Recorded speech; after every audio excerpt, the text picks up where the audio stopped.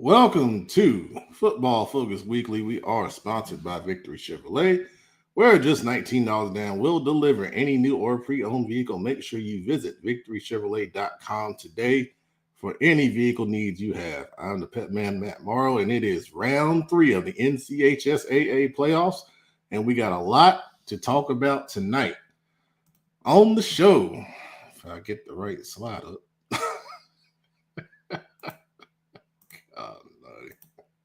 There we go. That's what I want. All right.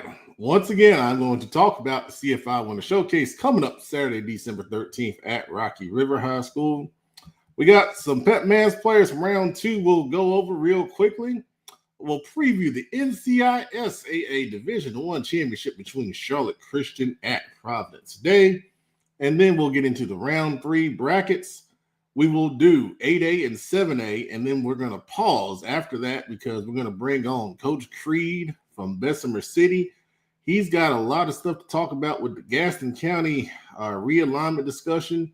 If you missed, and some of you watching the show probably have missed it, Coach Creed has stepped down from Bessemer City as the head coach, and he did an article in the Gaston Gazette with our Joe Hughes, and shined a light on a lot of different issues aligned with schools in Gaston County not being in the preferred alignment that they feel like they should be in. So we're going to talk to him and dig deeper into that discussion, and then we'll finish up with 6A and 5A after we have that discussion with Coach Creed, and Coach Dub Robert Washington will join us for that discussion as well. So if you are a Gaston County football fan, or you know someone in Gaston County, you want to be here at 9 o'clock and weigh in on that discussion, because it is a hot button topic, and it deserves a lot of eyes and discussion. All right, we got comments already. We ain't even talked about nothing. We got a comment before the show, which is new. Kerry Sturdivant says they are picking Myers Park with the upset in the jungle. And what they're talking about is Myers Park going over to West Charlotte on Friday night in round 3. We are actually going to be there. We being myself and the producer. We will be at West Charlotte as they host Myers Park in that big pivotal game. So stay tuned. We'll discuss that and break it down in detail later on in the show. J-Man is here. You might see him on Pet Man's Players here in a little bit. Congratulations, young man, for moving on in the playoffs.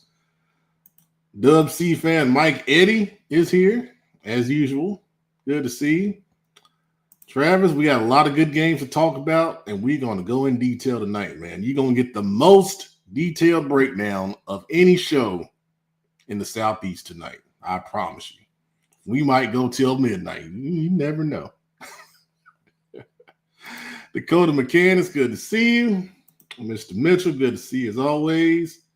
Let's see. Brandon Bevelwalk of Mount Pleasant in the 3rd round. We'll talk about them a little later. Yes, sir. Big game for them. J-Man's giving his early analysis. But I agree. I believe it is going to be a close game, but we'll talk about that more here in a minute. All right. Well, let's see. We got you. Everyone's favorite co-host on the show is here, and he's ready. The illustrious Coach Brandon Billups. I'm gonna be on my best behavior today, ladies and gentlemen. I've seen a lot of comments I don't agree with, but hey, I don't tell Matt about some of this stuff, but he keep doing it, and one day the evil branch don't show up. But right now, I'm gonna be good, man, because we want y'all to continue watching the show. We want y'all to keep on posting y'all favorite teams and stuff like that. So I'm gonna be good. You know, it's see just, what y'all don't know is, and I'm the pettiest person in the world. That's one thing. But you guys, I wish you guys could. One day, I'm gonna film the post show discussions. And sell it as premium content. Don't hurt a lot of people feelings. Yeah, you need to sell that because I don't hurt a lot of people feelings. See some of the stuff that y'all post here. Oh god! And what's the other chat?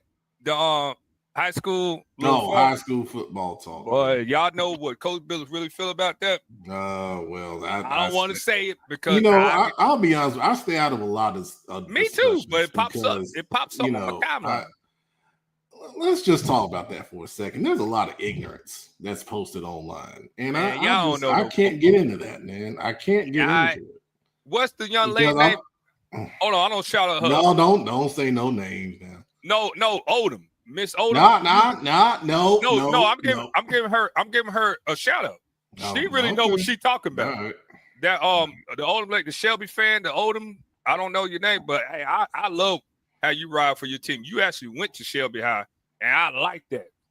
I like when people who bled them colors are repping schools. I just don't get how you went to another school and you start. I don't get it, but anyway, let's keep going. You got shout outs from Joe Hughes, Big Money Billups. Yeah, hey, Ram, baby. Hey, Joe, I saw them Cowboys, them dead boys with the Raiders. They beat the Raiders. Yippee! And then a suggestion for a CFI spinoff, Speaking Bluntly, with Brandon Billups. I don't want to do that because all right. Well, I would do that. Me and Pep would do that, but I would do it. And I would let Pep facilitate, and he would cut my I ain't mic doing off. that. No, I'm not doing that. Now we'll get so much hate mail. We can't do that, Joe. But it'd be fun. It would be fun. Why is J-Man calling you Billy? A lot of people call me Billy because my daddy short. He didn't know that. My daddy name is Willie. My daddy name is Willie Thomas Billups the third, the second, junior. So his nickname is Billy. Mm-hmm. I'm Billups, and so they're like, "Oh, little Billy," but I haven't been called that in about. I'm 41. I haven't been called that in about 22 years. So, so I respect that. Salute. All right. My dad probably smiling at you right now. Jamel Lattimore wants the premium content. Man, Mr. Lattimore knows all he got to do is come to. You know the funny thing about Mr. Lattimore, he knows what I want to say because he used to be at the practice at Cox Mill laughing at me all the time. Because I used to say some stuff and he used to be laughing all the time.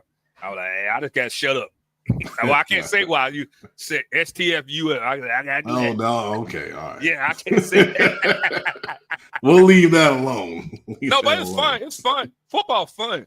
But I love it. I love the fan engagement. I love the bandwagon jumpers. But it's just fun. It gets. Yeah. Speaking of that, that's what this is. A lot of what the Facebook group is, and that. Oh yeah. Like me. I bleed maroon and gold. But I'm a realist too. So, but we'll talk about that. You know, I like Pep. Y'all think Pep is. Pep, we're very unbiased. Y'all may think we're very.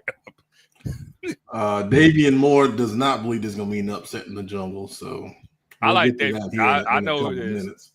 Chat administrator's here. He's not working on the clock. No, he's on the clock. He's on the clock. Oh, okay. Well, we covering you for this hour. We got you $18 for this hour. We'll make work go fast for you. And then of course, Laramie Watson here to shout out the J.M. Robinson Bulldogs, and they are ready. Oh no, they look good. They look good. We got a lot of good football to talk about. We don't let Gaston County have their moment. We don't let them have that. I didn't say nothing bad. I was not saying nothing bad today. We don't let them have that moment. Oh gosh. Yeah, Lattimore, they do gotta have thick skin. Also, he's been patiently waiting. we have the defensive coordinator of the Big I Patriots getting ready to host a big round 3 game against Richmond County, who's probably bringing the whole city of Rockingham. Big I Shelby Adam Weber. What's up? Well, you got that Forest Green on today, baby. That's what I'm talking about. Yes, sir. Yes, sir. What's going on? You lock in, baby. Always locked in, man. Hey, we can go play tonight. And whoa! Good night. All right. Tell me. Well, I gotta say, I was very impressed. Going out to Independence last week and seeing you guys dominate on both sides of the ball. I mean, especially in the first half, it was no doubt after about 3 series of who the better team was. And Pep called me, man. He told me what they said before the game. I bust out laughing. Oh, it's in the video. And then they set it on fire. What they say? You ain't see the video? Well, watch the intro. Well, you know what they said. Well, I did. Hey, man, I be on. Hey, look. Well, can I tell you what they said? Well, can I tell you what they said? No, don't say it. I'm not gonna say exact. I'm gonna say the PG-13. So he was walking with his team. He was like, "We don't." They broke it out. He said, "We don't set this bloop on fire." I said, "Oh," and then you smoking. Why you smoking like that, Will? Hey man, it's not our fault if you're not prepared.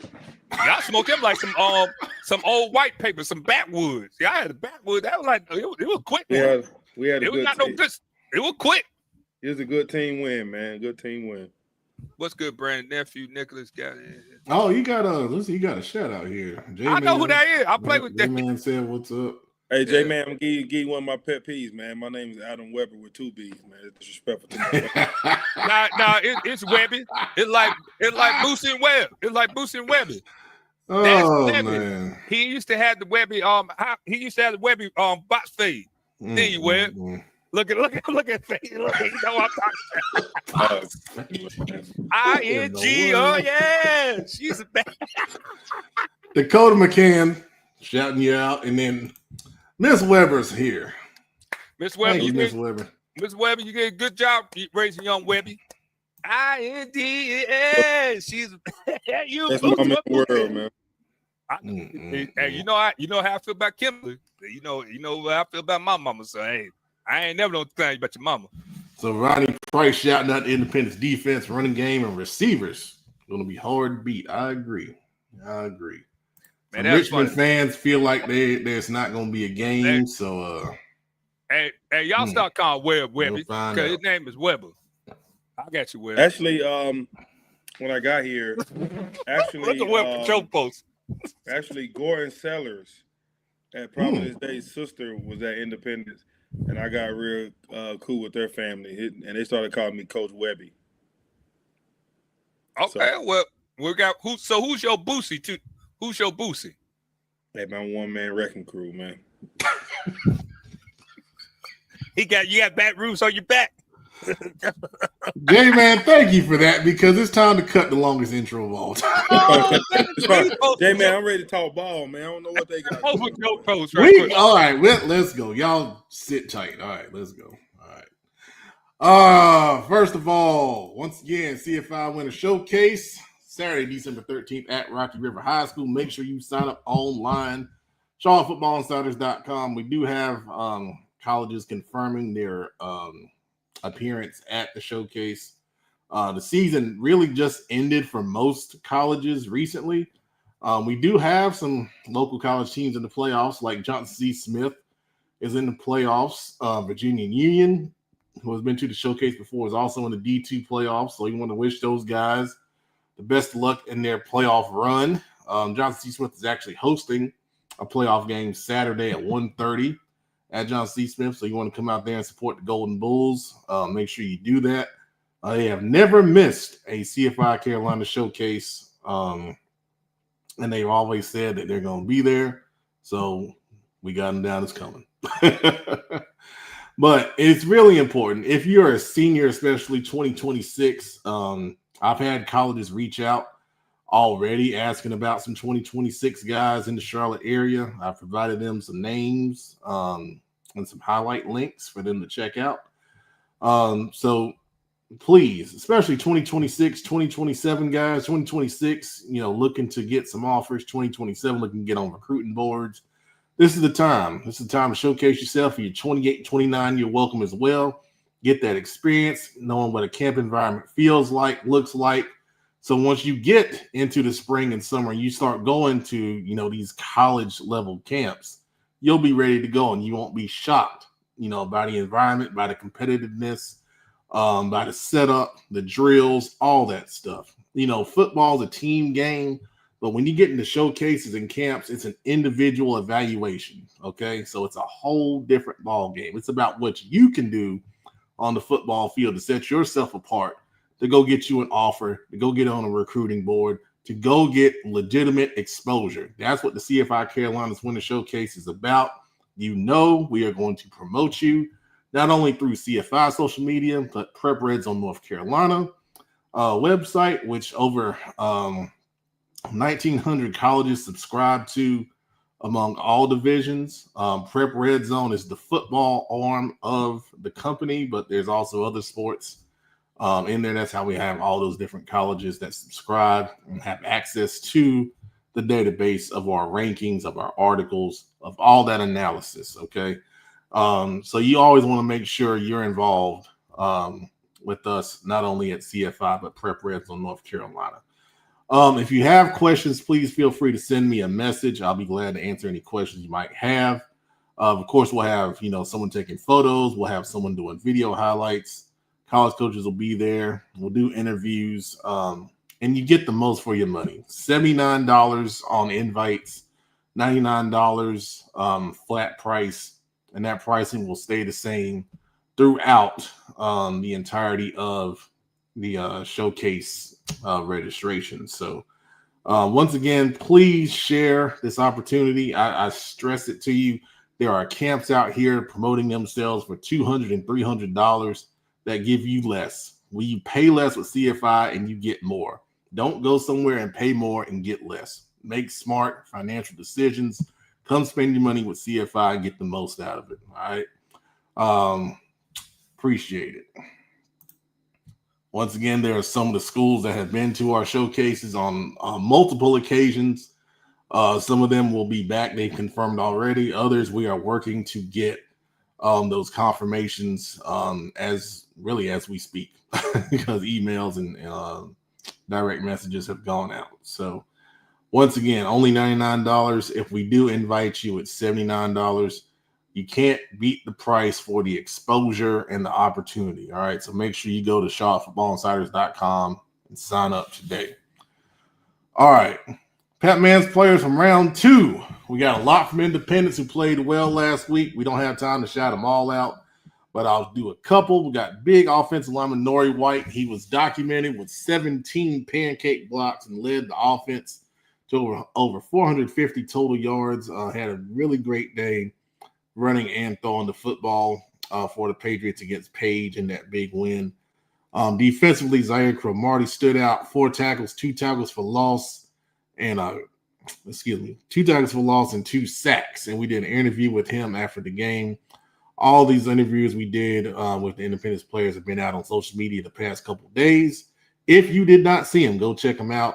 I thought they were really well spoken, and the highlights are on YouTube and Facebook. So make sure you go check that out.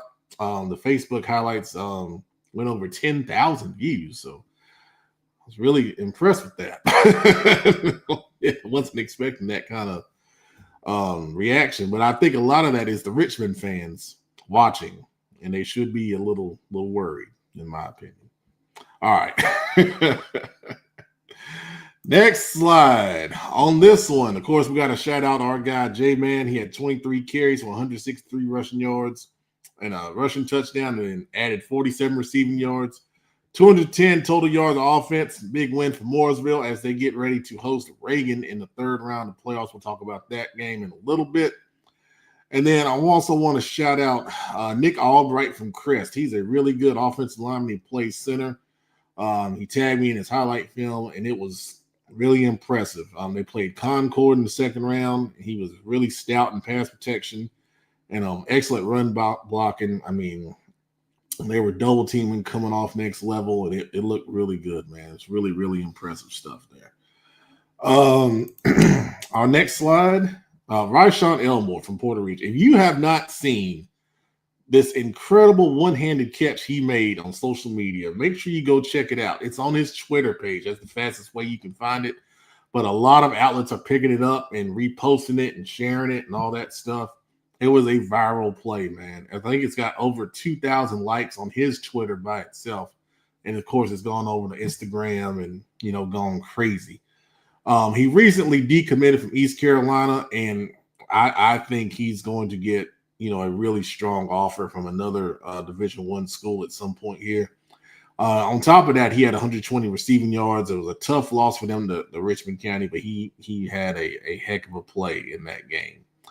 Want to shout out Ethan Royal from Huff. Another efficient game, 197 passing yards, 3 passing touchdowns, and then 65 on the ground and a rushing touchdown. Huff scored on all 8 possessions, 8 touchdowns in the first half. They don't get no better than that, man. They are really, really clicking. And then also I have to shout out Clee Phillips from Stuart Kramer. He's their quarterback. He threw for 139 passing yards and was efficient, but what he did on the ground was special. 172 rushing yards on 14 carries, 4 rushing touchdowns. Stuart Kramer in the 3rd round. Who had that on your bingo card? Not many people. Coach Ashton Simmons doing a great job with that program rolling in the playoffs. All right, in our last slide of Pet Man's players, Aiden Black, Miss Black sent me his highlights, I think on Friday night, as a matter of fact. Those 2 sacks he had were really impressive. One, he just, basically pushed the offensive tackle, shoved him away, and then made an incredible play there on that sack. And then his second one was just a great effort there. Also want to shout out Shannon Wingate Jr. He's a Queen City Senior Bowl selection, running back from Maiden, 22 carries for 294 yards, 3 rushing touchdowns. And then finally, the freshman from Shelby, Big Eye told us about him, I think 2 weeks ago. Jonas Woods, another really impressive game in the playoffs, 17 carries for 220 rushing yards and 2 rushing touchdowns. So incredible performances in the second round. Congrats to all those players selected. Davian Moore. This will be out on social media right after the show on Instagram and Facebook and Twitter, and it will be big and bright for you. So appreciate that. Luke Zabo sharing Aiden is an unbelievable player and young man. Love that kid. Yeah, he's a great, great, great kid. Absolutely. Definitely agree with that, Luke. All right. Now let's talk about the NCISAA Division I championship. And that's Charlotte Christian going up against Providence Day. So I'll bring on the illustrious and Big Eye Shelby. And we haven't talked about these playoffs much outside of just kind of mentioning some big performances. But Charlotte Christian went down to Raven Gap last week and beat them 55-48. And then Providence Day, of course, had a really impressive victory over Cannon 41-7. So this is a rematch. These teams obviously played earlier this year with Providence Day winning. Providence Day hasn't lost a game all season long. We talk about rematches all the time. We talked about it earlier in the playoffs when we had some early in the first and second round. But what do y'all think about this one? Can Charlotte Christian correct, some of the things that went wrong the first time and get a victory? I think for seeing Christian, I think it's just a matter of how many points can they offense score, because I feel like that's the best chance they have of probably just beating them or even slowing them down. I think Providence Day probably has the more complete team right now, and I think Charlotte Christian is kind of offense heavy. So it's one of those where I guess if the running back can have a outstanding game, I think they may have a shot, but I think Providence Day just has that number. Now that running back, like William said, that running back is really the solution for Christian. But I don't know, man. Providence Day look good this year, boy. They look good. Yeah, so in the first matchup, both quarterbacks played well. Zaid Lott threw for 206 and 3 touchdowns. And Elliott Newcomb, the quarterback for Charlotte Christian, threw for 188 and 3 touchdowns. But to your point, the running back for Charlotte Christian, Jamal Ruled, committed to Nebraska. Probably they did a good job not shutting them down. They held them in check. Only 98 yards and 21 carries and no touchdowns. So I think for Charlotte Christian, Jamal Rule has to have a really big game if they're going to pull an upset. That's where it starts. And then we talked about defensively. Christian has some good defensive guys. You're talking about Jacob Simmons, who can come off the edge and rush the passer. We talk about the Kilgannon brothers at linebacker.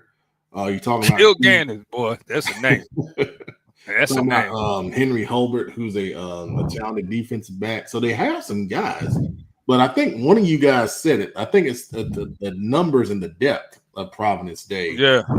That can just wear you down because they can just keep coming at you. And they got a lot of numbers this year. They got numbers this year. Yeah. And I don't know. I like Chris though, because that running back is real get going, boy. He don't show people why he's a big time running back. So, hey, but I don't know. Providence Day is dangerous this year, man. Y'all have any kind of issue? Y'all seen anything? No, I don't. Because he had that in the middle of nowhere in Mooresville, man. They say it froze up. Let me look. Hold on. Let me go to my burner account. Sorry. I mean, everything looks smooth on my end. So Luke says he closed it out and it fixed it. So it might be a StreamYard issue. Everyone's been having issues here. Y'all know that cloud flare issue that came up earlier this week, and I don't know. It's like it seems like there's always something going on now. But anyway, it's gonna be interesting to see how this game kind of closed out. Let's get the opinion of somebody who has played against Chad Greer in the championship game. You got to close out and come back in. Go ahead. Thank you. Coach Doug, Robert Washington's ready to join us. Oh, Lord. Don't do that, B. What's going on, y'all? What's going on, gentlemen? Big guy. What's going on? Pep. Hey, man. Hey, the only thing I don't say, congrats on that win, but 7 points. You already know. I ain't don't say what I told you on the phone. What did I tell you I want? Listen, I'm proud of you. I'm don't leave it alone. I'm proud of you. Where's your microphone whistling? He got them Walmart headphones. He got he got them barbershop headphones. He got them the barbershop. The barbershop headphones. My wife got me some new ones because I was still holding on to. Tell cuz she need to go get her money back. Man, yeah, keep that receipt. I know she got the receipt. Can y'all hear me fine though? Oh, we can you hear whistling. You sound like a whistle every time you talk. You sound like a yin yang twin right now. Is it still doing it? Yeah. All right, hold on. Let me check some out. You sound like a yin yang twin. That before website. The old heads don't matter. You sound like yin yang, boy. Hey, do that sound better? No.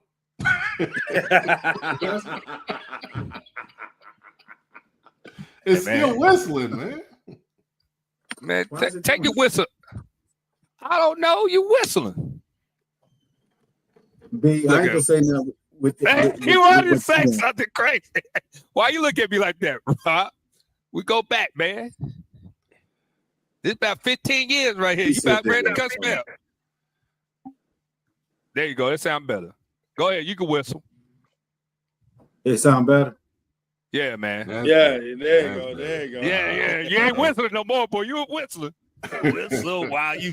All right. Well, Coach Dub, I want to ask you. You going against Chad Greer in championship game situation. What's some of the most important things to know? You gotta be prepared, man, because Chad, he's gonna get every game you played during the season. He's gonna know all your tendencies. You're not gonna catch him off guard with anything. He's gonna learn your team just as well as he knows his team. Obviously, you know what I think of Chad. Chad's a great coach. Been doing it for years. He's been in these type of games before, big games, championship games, and I think it's going to be a tall task for Charlotte Christian, and that was a big victory over Raven Gap because you just don't know what they're going to get because they're in that weird situation where they're in Georgia or border of Georgia, Tennessee, North Carolina, and they pull kids from all around the world in some cases. Oh, you're right. Yeah. So it's their last year, right? Yeah, Sure. they won't be. Well, right now they won't be in the NCHSAA next year. They're appealing to stay in, but we'll see. Yeah, but it's hard. It's hard to compete as a high school against another high school that's like a boarding school that actually houses kids on campus. I think that's fair for you to say because it is a boarding school, right? Like, you might as well say, it's a boarding school.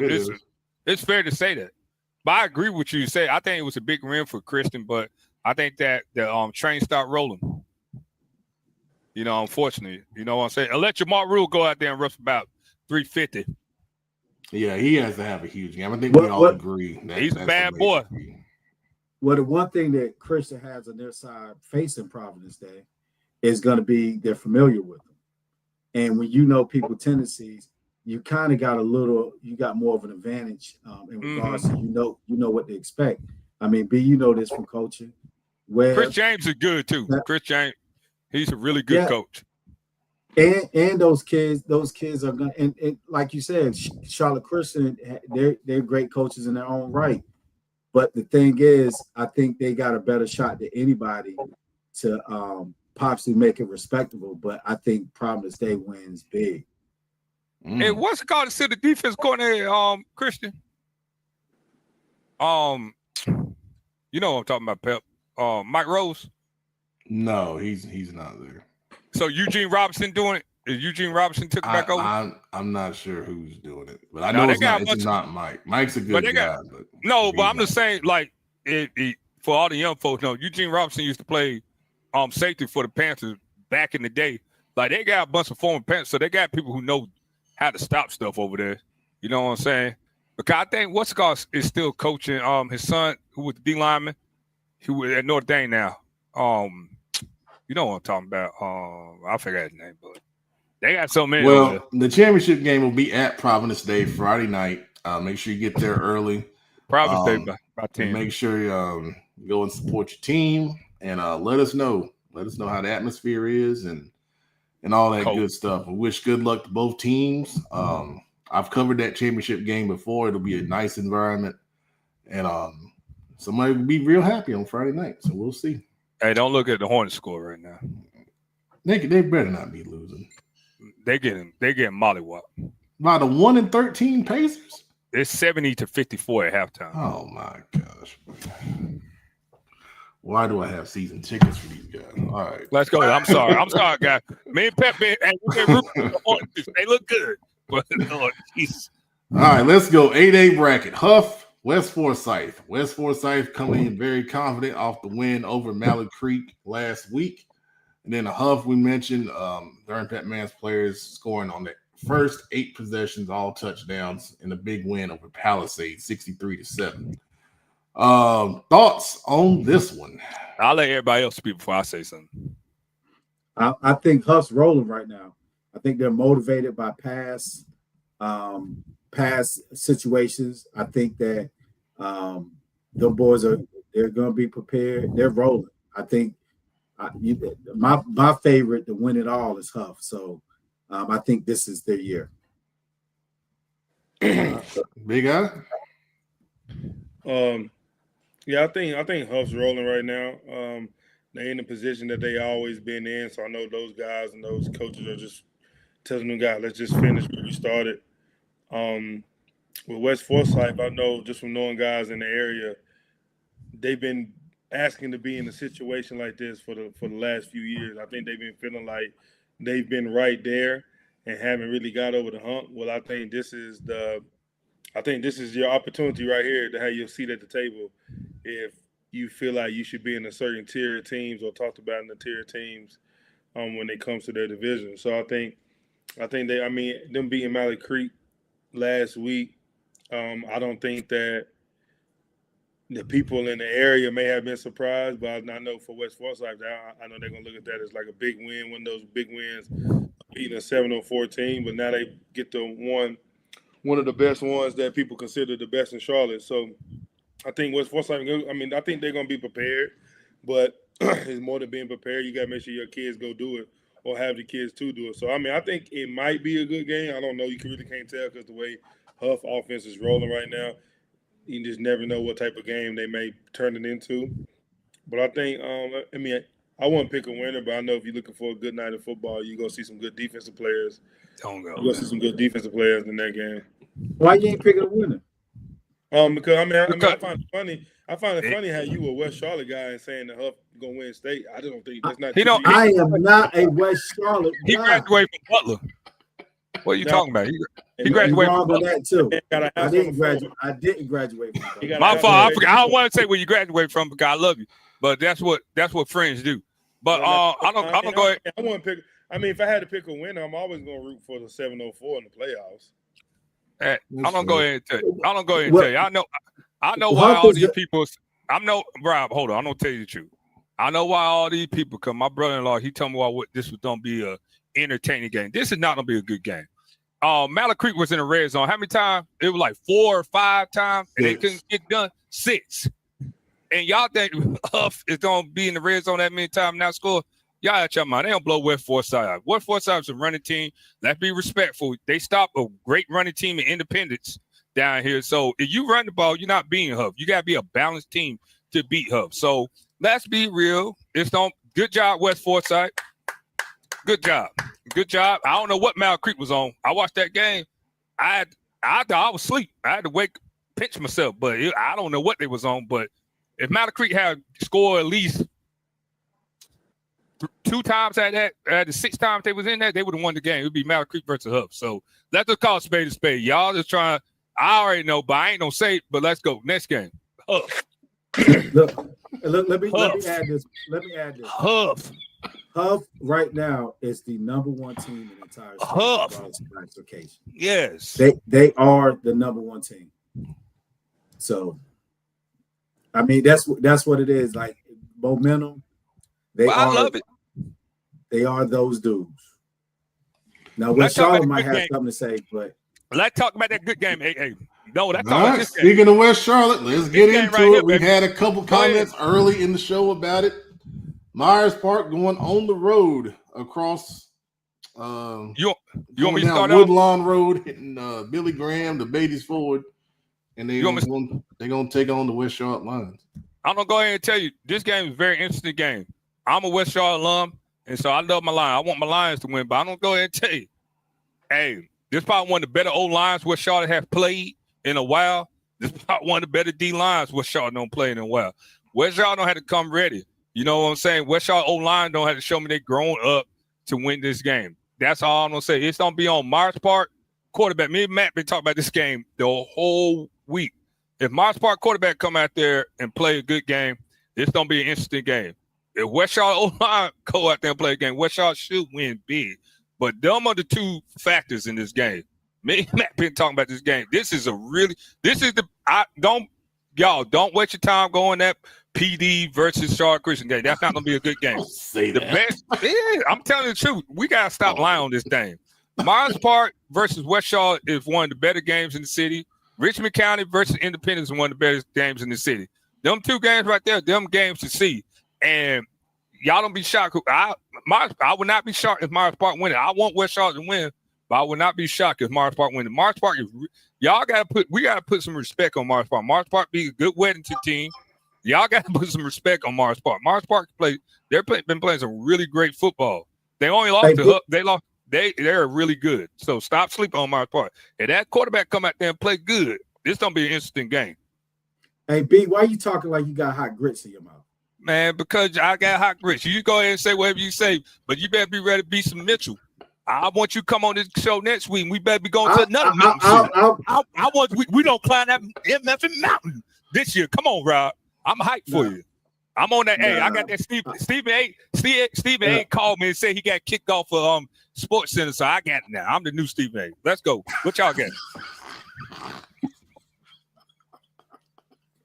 Hot.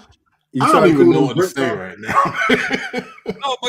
But I'm not trying to disrespect nobody, but we could be biased and stuff like Oh that. man. But that Myers Park West Charlotte game right here, this is gonna be a really, really, really good game. It's gonna be there's no restrictions. Let's start spreading the narrative. Talk to the dean of students over there at West Charlotte. There's no restrictions. Go to that game. That's gonna be a really good game. That's to Davian Moore's point right there. Oh yeah, they're not moving it to Bank of America. Nah, they not. Davion, hey, that principal, she want the bank. She want that money. Rightfully so, though. I don't blame him. Big Eye, what you got on this one? Y'all some funny guys, man. It's funny. That's the truth.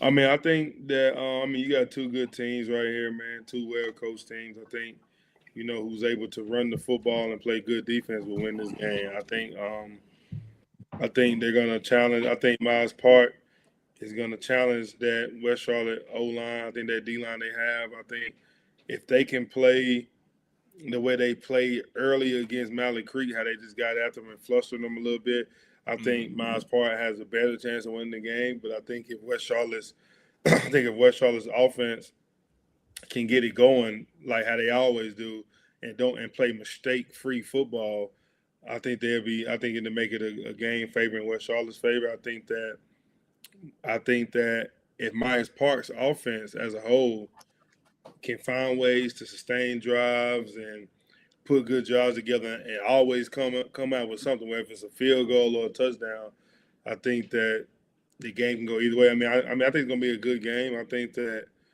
they both well coached. They both got players on both sides of the ball who can beat you if you're not prepared. So, like I said, I wouldn't pick a winner in this game. Obviously, I think West Charlotte's the favorite just coming into the game because they're the defending champs. So, I think Myers Park is kind of in the same realm with West Forsyth, right? I think we've known Myers Park to be good or pretty good for a long time, but they haven't really won that signature game to kind of put themselves in like a different realm of teams. You know what I'm saying? So I think what Myers Park seniors are saying, hey, here go our shot right here. You know what I'm saying? Here go our shot. Now I think like I said, I don't like really picking winners in the playoffs. You don't need to. You in the playoffs. So you know what I'm saying? Like anything can happen in the playoffs. Like crazy stuff happens in the playoffs where you can have a team that's favorite and lose or have an underdog come and win. So, I think, like I said, I think both these games in 8A are going to be good games, man. I'd like to welcome the producer to the show after his brief hiatus. Back. Had some computer issues last week and crazy work today, but hey, I'll be honest, man. And maybe this is just the Charlotte in me. Ain't no way you don't compare a Forsyth County school to a Charlotte school. Never. No, they ain't on the same plateau as Myers Park. They ain't on the same plateau. If Myers Park were playing West Forsyth, we'd be talking about Myers Park going to the next round. Listen, I'm telling you that. Palisades were playing West Forsyth, we'd be talking about Palisades going. Oh, I'm not talking about South Met playing West Forsyth. We're talking about South Met going to Durham State. Let's go. They can't hold a candle. I'm not talking about the current teams. I'm not talking about the teams. They ain't talking about that. I'm talking about teams who feel like they've been on the brink to kind of. Well, they still on the brink. Make the leap. Like I said, they have their chances this week. Well, they showed me. I come up and I say, you know what? I was wrong. Let's go 7-8 because it's a good game. 7-8 I want to talk about. It's a good one. Well, hold on. I on. Go find me some Forest Green. I might go find some Forest Green, baby. Hold on, Bill. Hang on. Them green producer, teams. Producer, what you got on West Charlotte Myers Park? Hey, I think they've been kind of on a collision course. Myers Park, I think. Well, West Charlotte had high expectations coming in. I think Myers Park exceeded some people's expectations, a little bit ahead of schedule. Yeah. I would say. But they're gonna be ready to play. They've had a really good season. Of course, Griner's gonna have his guys ready. So I anticipate I don't anticipate a defensive. Well, I'm trying to think about do I think it's gonna be high scoring, a defensive struggle. I'm thinking like 21-20 type of thing, or 20, in the 20s. This is gonna be a good game. I don't know what anybody talking about. This gonna be the best game in the city. You know, Billups kind of took my thunder a little bit, but I'm sorry. I got hype, man. This coffee, boy, the Folgers. It's okay. It's okay. Like Billups said, I think the X factors in this one: Myers Park's quarterback and then West Charlotte's offensive line. Whichever of those two plays the best will give their team the best chance to win. I think overall, both of these teams are really good defensively. We saw, obviously, for 3 quarters, Myers Park hold Huff down until Huff, kind of wore him down in the fourth. So to everyone's point, Myers Park is a really good team and worthy of a lot of respect. And it wouldn't surprise I don't think it wouldn't surprise me. Kind of like the statement J-Man here said, they do have a lot of legitimate talent, and so does West Charlotte. I mean, we've seen that all season long. So it's going to be a really great game. Me and producer are going to be there, and there's no restrictions. I believe it is going to start at 7 p.m. Because of that. We don't got to worry about nobody from the South Side saying that start at 6. So we'll see.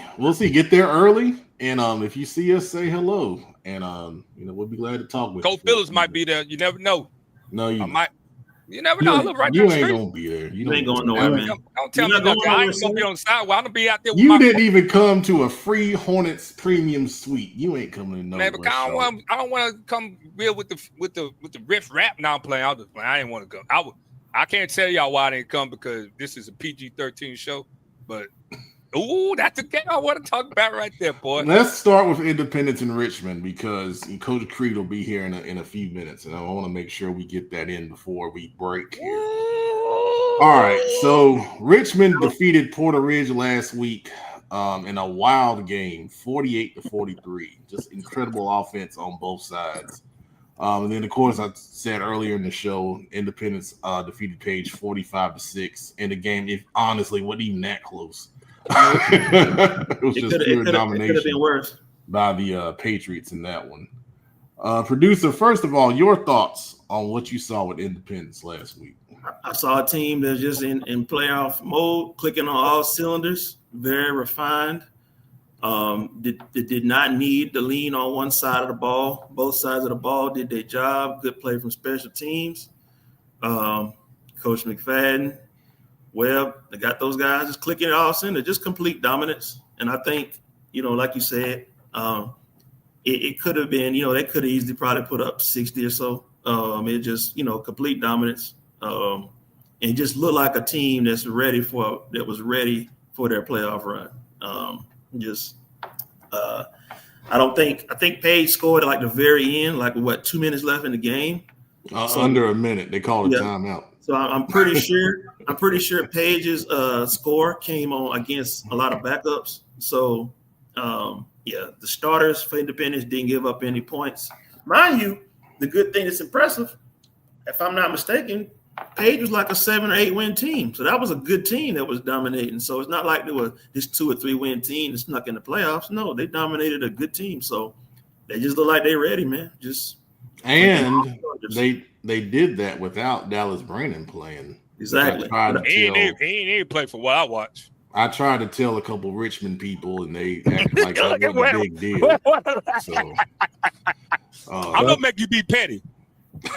I'm gonna make you be petty. For what I saw, it's like what we've been saying, Charlotte. Hey, Greensboro, we don't care. You come down here, you don't get smoked every time you come down here. Great job by the Mint Hill Patriots. I was very proud of that, man. It was a great game. But I am rooting for the Mint Hill Patriots. I hope they, man. It's some. I got some unhinged hatred towards them Richmond County.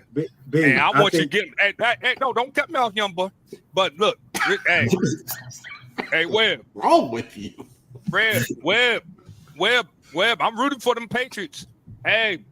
I don't know if Webb wants your support. I don't care, but they got it. They got it. Webb. I might run the flag on the field this week. I might come up with I might run it. Hey, Webb. Let's go. But this is the thing. I think everyone in the 704 is rooting for Independence. And matter of fact, Independence is my dark horse. And I mean, if they beat anybody, it's not going to be a surprise. I just think that people are sleeping on Independence. I think they're flying under the radar. And honestly, I think that's how they want it. But this is a team. This is a dangerous team. Richmond County has to come there. Obviously, there's a lot of rich history and tradition there. So it's going to be played with a little emotion. Well, a lot of emotion. And I just like Independence, man. Independence is playing good ball right now. Yeah, it's a homecoming from one of the Richmond senior people. And just he better be glad I ain't gonna be there at that game. But where DJ run it up. Like Denzel said, remember the time, run it up. Run it up. Let's go. Oh my goodness. I think y'all all jokes aside, I really do like how y'all playing. For y'all to beat what's it called like that without Dallas, that was very impressive. Like I'm talking a lot of jump, but it was very impressive. I like what your defense did. I like that Street doing what he's doing. Y'all offense going, Jaden Jones being y'all let him, y'all unleash the y'all unleash him. I'm proud of you. But I think I think he don't get busy this week. I'm really excited, man. Let's go. Let's go, Paige. I might go buy me an Independence shirt. Joe with a good point. Richmond has to play better defense than what they showed. Exactly. For sure. I mean, when you start thinking about it, Porter Ridge, obviously I shouted out Rashawn Elmore with his performance. Shout out to Rashawn, man. Stars breathe. And they did all that without playing the young boy in the pregame. But don't play that young boy. If you look at Independence's offense versus Porter Ridge's offense, Independence has probably more threats, consistently on that. So, that's a definite. Matt, but do you hear what I said? I've been hearing you all show, man. Hey, Porter Ridge was not playing that young boy. Independence be playing that young boy pregame. Boy, them kids up. Ooh, let's go, Indy. Let's go. Let's go. And like Jesse Smith did, they played that young boy. You see what they did? What is wrong with you? I'm happy, man. I'm glad to be alive. Hey, this is what happened when you turn 41. You ain't tell me I was get this energy, boy. It's just man, 41 ain't old. Stop it. I didn't say I was old. I'm young. Now you are old. I'm old. I remember 41, man. I'm having fun. But now no face is looking for a Grimsley Independence matchup. I hope so, because Independence do got that would be a regional final if that happens. Grimsley's on the other side up here. But it is a game I do want to see. I want one game at a time. Game. Yeah, one game because it's a game. Yeah. One game at a time. Well, let's talk. Well, before we break. Oh, go ahead, Big Guy. What you got? Oh, would you give me your breakdown about the game? I didn't hear anything. Oh, from me? Oh, I mean, everybody else was talking. I did it for Independent. I mean, here's what I'll tell you. Richmond has a really good quarterback in Evan Hodges who can really throw it. He's their all-time leader for a season in passing yardage with over 2,700 yards. So, obviously, they got some guys that can go get it from a receiver perspective. And they got a good running back in Crowder, who I think he scored 3 or 4 touchdowns in that game. Against 6. Oh, good gracious! How did I miss him in that man play? What am I doing? We don't cover them. We don't cover them. You're doing the right thing. No, I put the quarterback in there. I didn't put him in there. Well, you good. But yeah, he's a good running back. The big thing, like Joe said, defensively, Teronde Spencer is an edge guy that you have to account for. I think Puerto Rico did a good job of that in their offensive scheme, obviously. But outside of that, they have some speed in the secondary, but they're not the biggest or the longest back there. So a guy like King Rhodes with his size, we saw it last week up close when he was winning one-on-one battles in the passing game down the field. His performance is going to be really essential, to keep the balance in that Independence offense. If the offensive line comes to play like they did last week, Nori White and Moreno Fisher, I highlighted in the Prep Red Zone article. Those guys are really impressive up front. So it's going to be interesting. It's going to be really interesting. Defensively for the Patriots, if they can get after Hodges, don't let them be comfortable back there in the pocket. Richmond has a number of screens they can get the ball out fast, so tackling well in space is going to be a big key defensively. But I like the balance the Patriots are playing with. As long as they're able to run the ball consistently, it just opens up everything else offensively. I think DJ called a really good game last week. I think he's in a groove from that standpoint. And, I think they're going to be able to run the ball again this week. So that'll be the key to success. Strap your helmets up, Richmond. Yeah. All right. Before we break, go ahead. I'm sorry. You're supposed to ask the other question you normally ask me about our games. Oh, what's that? Supposed to be like, Big Eye, tell me what you think about the game. No, because you don't keep it PG. I was trying to we don't want PG. I was trying to let you don't keep it PG. We don't want you talking. Well, what you got? What you want to say? It's going to be a good night of football against two good teams. Man. Let's go, man. Go to that 7, man. Let's go, man. Hey, also, no restriction. I thought the dog was out, man. The dog was out. No restriction for our game. Come out and celebrate and watch the Patriots play. We're looking for a good crowd. I know Richmond's head coach told their fans to take off work on Friday. So Patriot fans, let's make sure we show up. Make sure we show up and show out. All the fans who ain't going to watch the West Charlotte game or the Huff game, come on out here and join us and watch us play. We know that Richmond folks travel heavy too. Yep. It's gonna be a good traditional rivalry, though. Hey, all the young folks, so if they want to come down here, show them how Charlotte is. Let's go to Mint Hill, baby. Come to Mint Hill. Blasting your young boy, baby. Now, yes, sir. Hey, I know you're not coming, but your brother-in-law and my college friends are coming to the game. I am not coming because if I come, I probably know have me a couple of unsolicited beverages and we don't be out there yelling. And I don't want to do that to you. I don't want to embarrass you, nephew. You my family, so I don't want to embarrass you.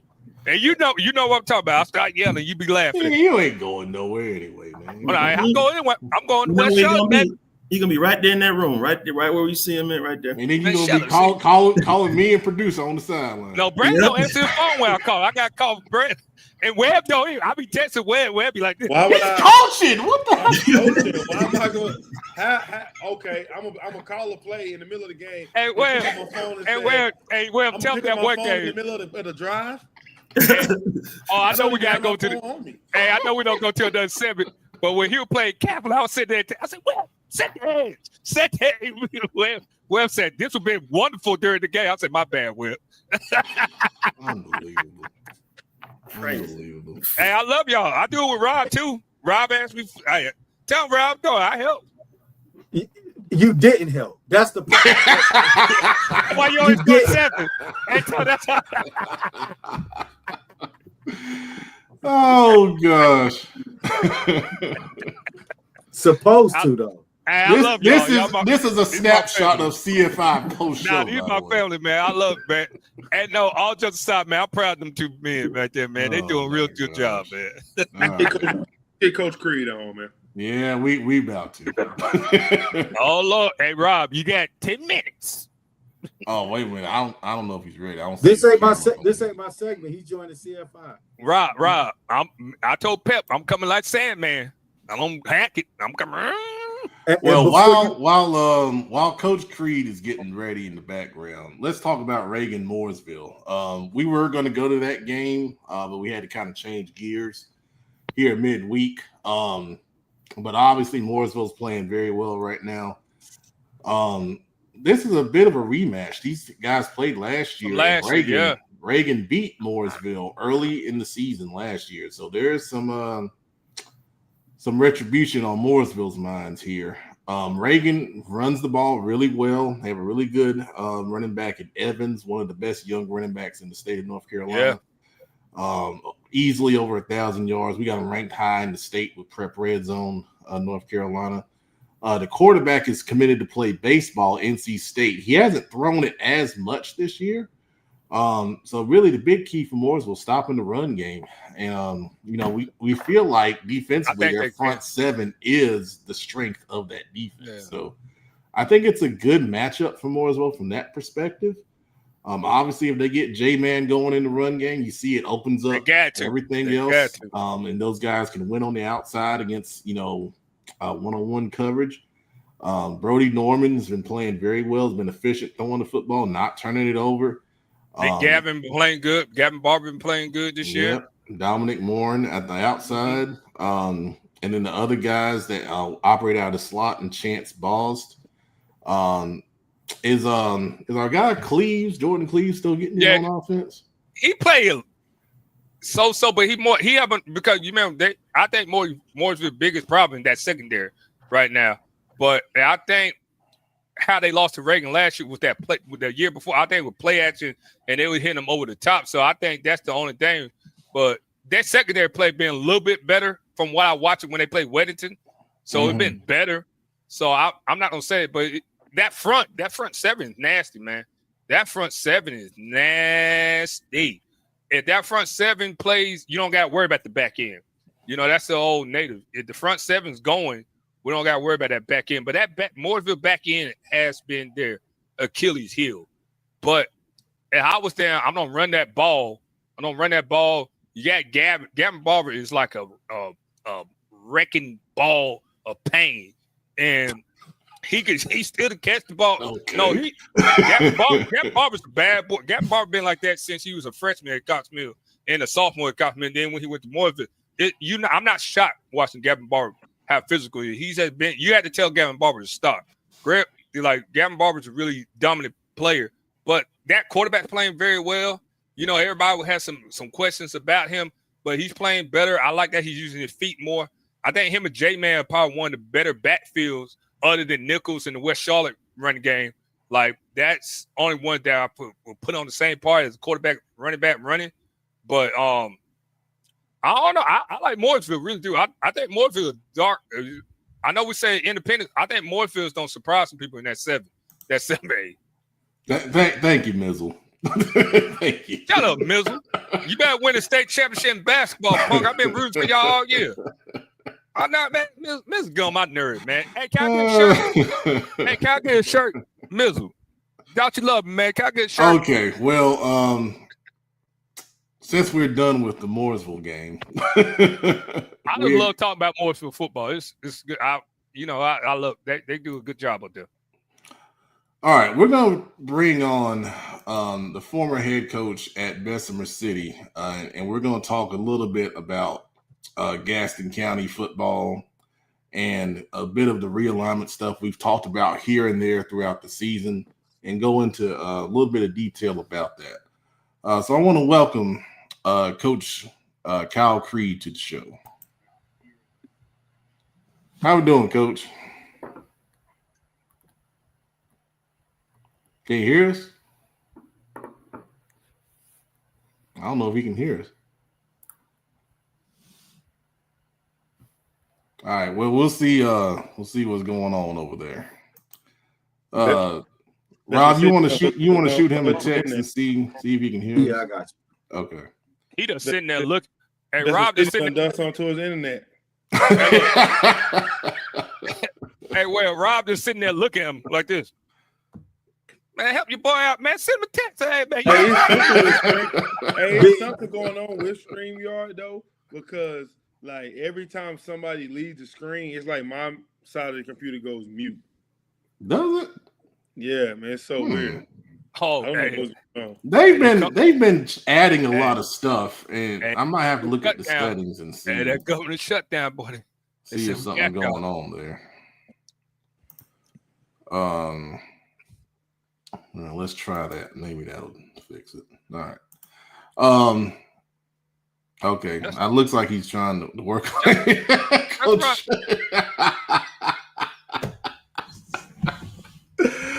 Oh man. They probably did. I've been sabotaged, for the past few weeks, so it's definitely possible. It's definitely possible. All right. Well, we're not gonna put the bracket back on, but Grimsley, Jack Britt, when we expect any kind of Grimley, Jack Upset Brick. there. Hey, you don't have a long ride back to favor, Jack Brick. Because that quarterback playing, he don't have a break. He playing real good. So I like Grimsley in that game. And then Weddington, Lake Norman. Lake Norman coming out. Well, Weddington playing really well, right? Weddington playing real well. But Lake Norman is playing good football too, but it's not going to be a good game. Weddington, they don't woke up. They don't woke up. So, hey, let's go. Yeah, I think Lake Norman's been playing tough. They had a good win over East Forsyth last week in the second round. But it's a tall order to go down to Weddington and try and knock them off. It really is. Weddington's been playing so well lately. Like they blitzed Marvin Ridge 63-0 last week. Yeah. They are a well-oiled machine. Hey, Matt, if Lake Norman had beat the East Forsyth team last year, I think we would have been more like we're interested in this game. But it's like they're not the same East Forsyth this year. You know what I'm saying? I'm not saying they're not dominant, but that last year team was more dominant. You know, that would have been more impressive. But it's still an impressive win from Lake Norman. All right. Let's see. I think we got Coach Creed back. Let's try to get them back on here. Coach, how we doing? Hey, what's up, brother? I'm not sure what was going on. Couldn't get the stream from the computer. I apologize about that. No, that's okay, man. It's all good. We appreciate you coming on with us tonight here to talk about a little bit of Gaston County stuff going on here. So, most of us here saw the article you did with our friend Joe Hughes at the Gaston Gazette, kind of detailing some of the reasons why he stepped down from Bessemer City. And one of the primary ones was the realignment issue. So for our fans that may not be familiar, kind of give us a quick summary of what's going on with that. Yeah, so as far as the realignment goes itself, it did play a part. It was more of the part of keeping our kids healthy in the numbers game. We don't want to make excuses as coaches by no means, but we know the reality of it is we went from having Shelby and Burns in the conference to going to Shelby, Burns, West Lincoln, Lincolnton, Stuart Kramer. I mean, that's a gauntlet for a small two-way school. And that not just us, Cherryville and Highland Tech face the same issues when we get into those types of situations and we have kids playing. Go ahead. That's a gauntlet. Say that one more time, Coach. No, you're good, Coach. That's some background noise. I'm sorry. But when we get into the nuts and bolts of it all, our main issue was, man, injuries, head trauma, those things, we just started seeing the increase of it. We have kids at Bessemer City, Highland Tech, Cherryville that are playing 115 snaps a game, where we're playing opponents whose kids are playing 60, 70 snaps a game. Fatigue kicks in, and we know what happens when we have fatigue.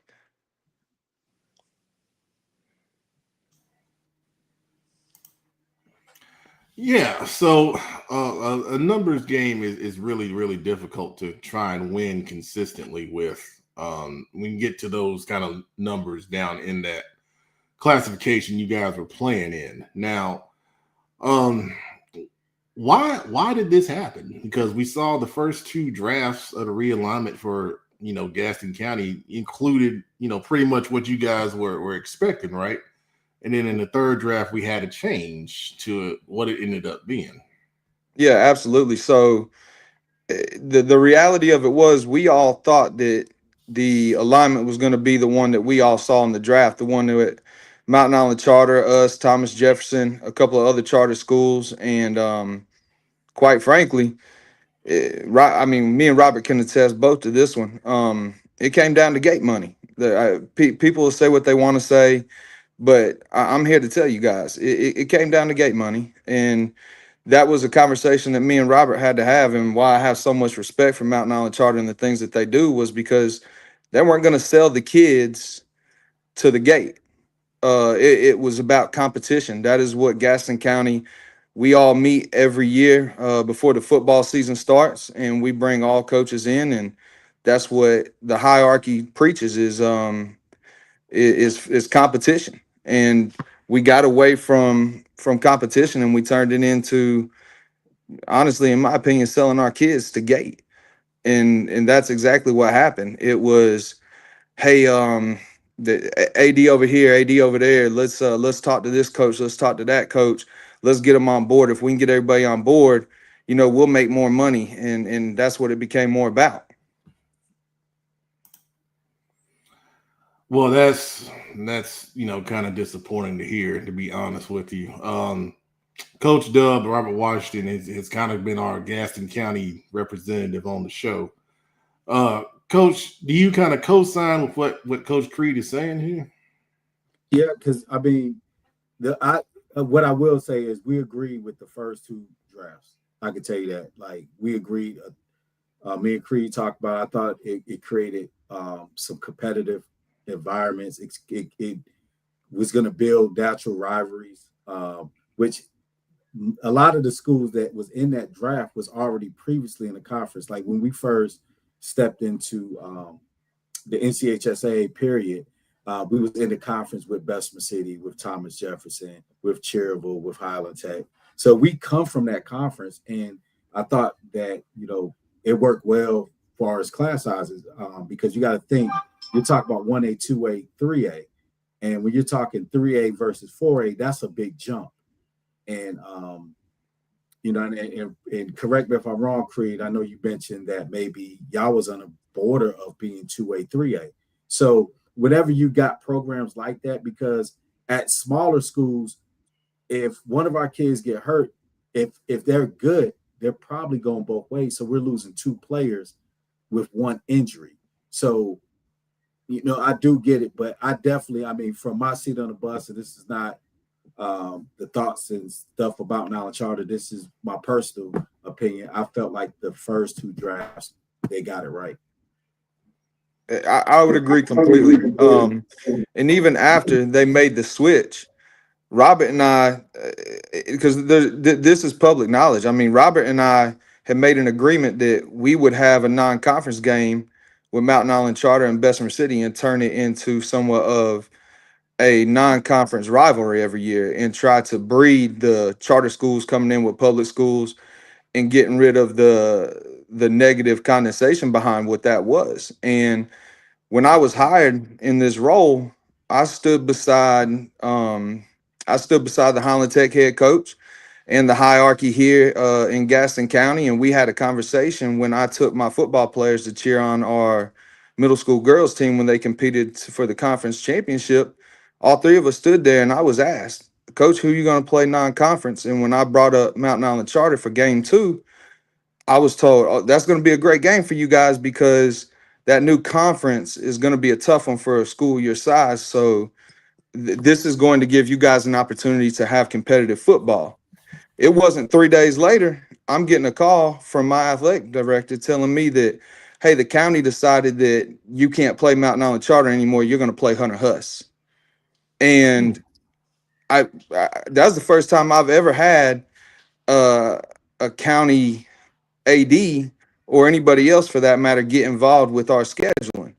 So I go to our AD, go to the principal. They tell me, hey, you have permission to call the higher ups and have some conversations and see if we can get this changed because they didn't agree with it either. It's just we all know you can only say so much. And so, anyways, once I called, talked to the powers that be, it was made into a mockery and made into a joke. I told him, I said, hey, look, this isn't fair to our kids. It's not fair to our program. Really, it's not fair to Gaston County football because we all know the deal. We're overlooked a lot, and we're trying our best to change that. We have some good coaches in place that are putting kids in college. They're doing the right things. And when I talked to him about those things, I also brought up my concerns of injury and fatigue. And the response back after I said, hey, look, you have an opportunity to turn this into a competitive Gaston County week. The response back was, well, Coach, I don't get involved in scheduling. I kind of went, well, is that not what you're doing right now? So at that point, he said, well, Coach, I'll tell you what, if you don't like it, then I can call Coach Hodge over at South Point. I'm sure he'd love to play you week 2, trying to make a mockery of the situation. And one thing one thing that us coaches know, and I know every coach on here will back me when I say this. At the end of the day, yeah, we're here to coach X's and O's, and we try to put kids in a position to win football games, but we're turning young boys into young men, and we're here to protect them. That's our job. And when my kids were made a mockery of, it just became obvious. It wasn't about growing small football. And that was the goal here. I mean, I went back to Bessemer City from Stuart Kramer because that's where I graduated from. I wanted an opportunity to go back and do right by our kids, put kids in college. And I had a lot of success doing that my first 3 years here. We put a lot of kids in college. I'm almost speechless. This is really crazy. Looks like we got Highland Tech's Coach White agreeing with what you're saying there. Well, listen, I feel bad for that man. I mean, listen, guys, he's playing on a 97-yard football field. You don't have a sideline. It's dangerous to play on his field. And yet we continue to work on other fields in this county where what's wild to me is Highland Tech. I don't mind saying this. My kid got accepted into Highland Tech. I did not allow him to go because they don't take care of the school the way they should. I told my son, as much as I value education, I want to put my children in facilities that are upkept to a standard that all parents want to see their kids involved in. So I actually held my child out of Highland Tech because of the way the facilities are upkept. That man had a kid get a concussion in one of his games because he got pushed into a hill on the sideline. He had another lady break her ankle just trying to bring the kids drinks and waters and such. I mean, it's not a Bessemer City thing. It's not a Mountain Island chartered thing. It's a Gaston County thing that we have to address, and we're not doing that. We have to hold somebody accountable at some point in time. So, I guess the simple question is, how does all this stuff change? Because we are talking about a number of different issues here. Well, Matt, I'll tell you, brother, that's the question, right? Because when I brought it to the attention of actually Highland Tech's coach, he had shared a post, and I kind of got on there, started chiming on there to the community about this post, and telling them, hey guys, listen, it's great that you're on here and you're chiming in on social media, but these are the avenues, these are the people we need to talk to. These are the representatives of Gaston County at the state, and giving very direct information as to how they need to talk to people, who they need to talk to in the situations we faced. Well, the county got threatened by it. I got a call from the Highland Tech coach. It was like, hey coach, have you talked to your athletic director? And I was like, nah, what's up?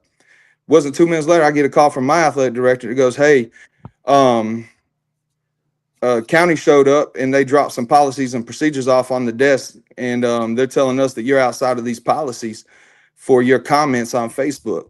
So in turn, I reached out to the athletic director, and I asked him to be very transparent and explain to me exactly what I did wrong, because my interpretation of the rules were obviously not his. And I told him, if you can tell me what I did wrong, tell me what I need to do to change it, then I'll change it. And look, I keep receipts. And the response back was refer back to the policy. So interpretation, right? I referred back to my policy and I explained to him, look, I've done that. And I feel like I'm well within my means. And even when I called human resources, because I wanted someone to explain it to me. When I called HR, they couldn't really give me much information either. What they gave me was, well, coach, we don't want you posting negative stuff. And I went, that's fine. I get that. I really do. I wasn't posting negative things. I was informing our people on who to contact, who should be held liable, and how we got to go through the correct channels to make change. Well, at that point, even HR came back to me and went, what do you think? The people are going to make changes for you? They're not. You need to have these conversations behind closed doors. And I went, well, hold on. So you're saying the people of the county they don't matter? They're the ones that put us here. They're the ones that we're supposed to advocate for. And we failed to do that. Shoot, I mean, everybody knows on here that Shane Short and I are fairly close. I mean, even when he was there, man, we got hit for when we were heading up to Avery. We raised money. Shane raised money, busting his tail to get us a charter bus. About 2 days before we pull out, we get a call going, whoa. You know, Title IX, we got to have equality. Did you get your cheerleaders one? Well, Yep. here's the funny thing about that. Two years before that, I called Huddle, spoke to the CEO of Huddle, arranged them to fly out here to Charlotte, which they did. They met with me, my athletic director, and at the time, head coach Shane Short. We all sat down in a conference room. I had them convinced to pay off early termination debts to NFHS, bring in countywide Huddle, uninstall all of NFHS's cameras, install theirs, and for what the price we were already paying is about an $8,000 swing once you added it all up, which was well within the means of the county. And I explained to them, this will help us with Title IX. This gives everybody fair opportunity for outreach, recruitment, for highlight film, etc. Man, I was literally told by some friends who were pretty high up on the county, hey, look, man, you keep pushing this button, what we're going to end up having to do is we're going to terminate everybody's Huddle in Gaston County. So instead of fixing the problem, it was, let's put blinders on to the problem. Wow. And then, but yet they pick and choose what policies we're going to go in. I mean, they went to Shane and they go, Shane, you're going to have to pay for the cheerleaders to get a bus. I mean, it's crazy. Guys, what do y'all think, man? This is I ain't surprised. That's all like me at Garinger when they told me be quiet. So I'm not surprised. You know, you got a lot of people who are in power that are not for the kids. That's why I tell everybody, go to them during school board meetings. But even if you go to them school board meetings, they don't listen. So I'm not shocked by what he's saying. That's society nowadays. That's politics. You know, that's local politics. Everybody talk about national politics. Local politics is probably way worse than national politics. Like we're not a political show, but I will say I'm not saying that, but that's part of it. Yeah, I'll say that your local politics have a much bigger effect on you directly than you realize, you know.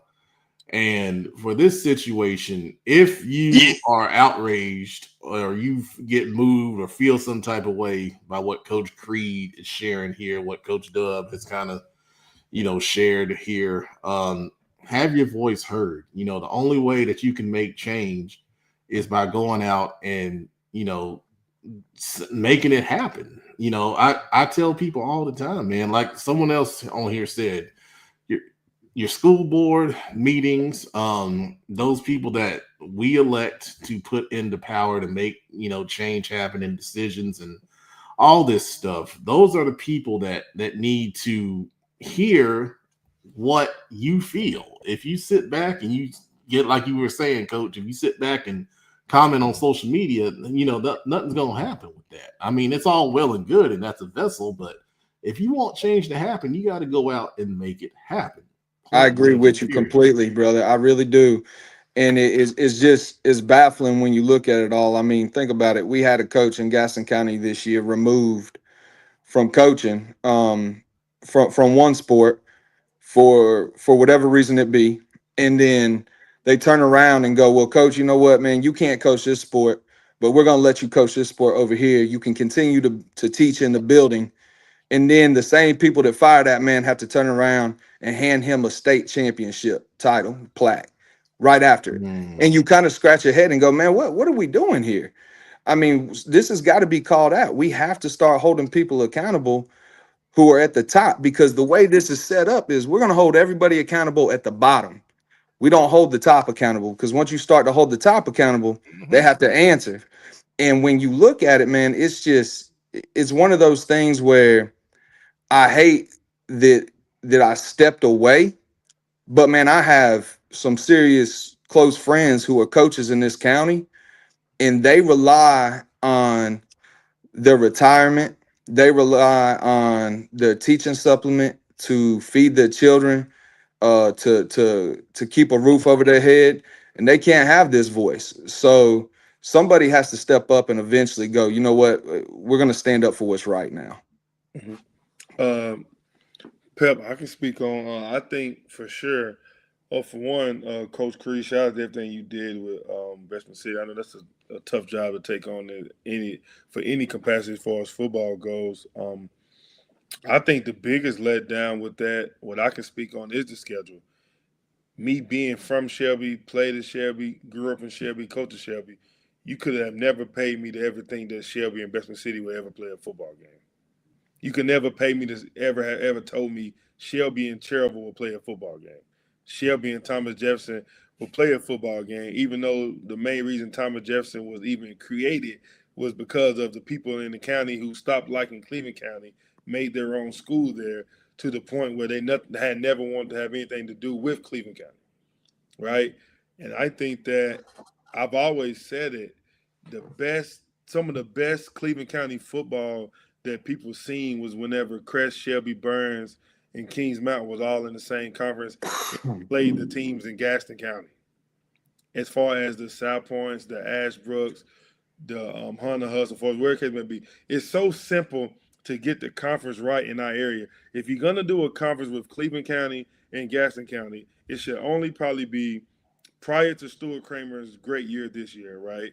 Because that coach has done a great job with those kids and turning that program Absolutely. around. It should always have been Shelby, Burns, Crest, Kings Mountain, Ashbrook, South Point, and even Hunter Hustle if you want to throw them in there. And if you want to throw Forzu in there just because of school size compared to everybody else, that should have been the conference. You can have those 8 teams and allow them to get 2 or 3 non-conference games to go play whoever they feel like they want to play. I think that I think Cleveland County can play a part in this as well. If they would have just denied to even say respectfully, it doesn't benefit us none for us to play the Highland Tech, the Cherville, or the Bestman City because it does nothing for your program. You do all we're doing in football. Now, all the other sports, basketball, track, they all free game because Bestman City basketball team was always good enough, and they did beat us when I coached at Shelby. When it comes to the game of football, they physically don't have enough to play those teams. And we're not even talking about playing one team once a year.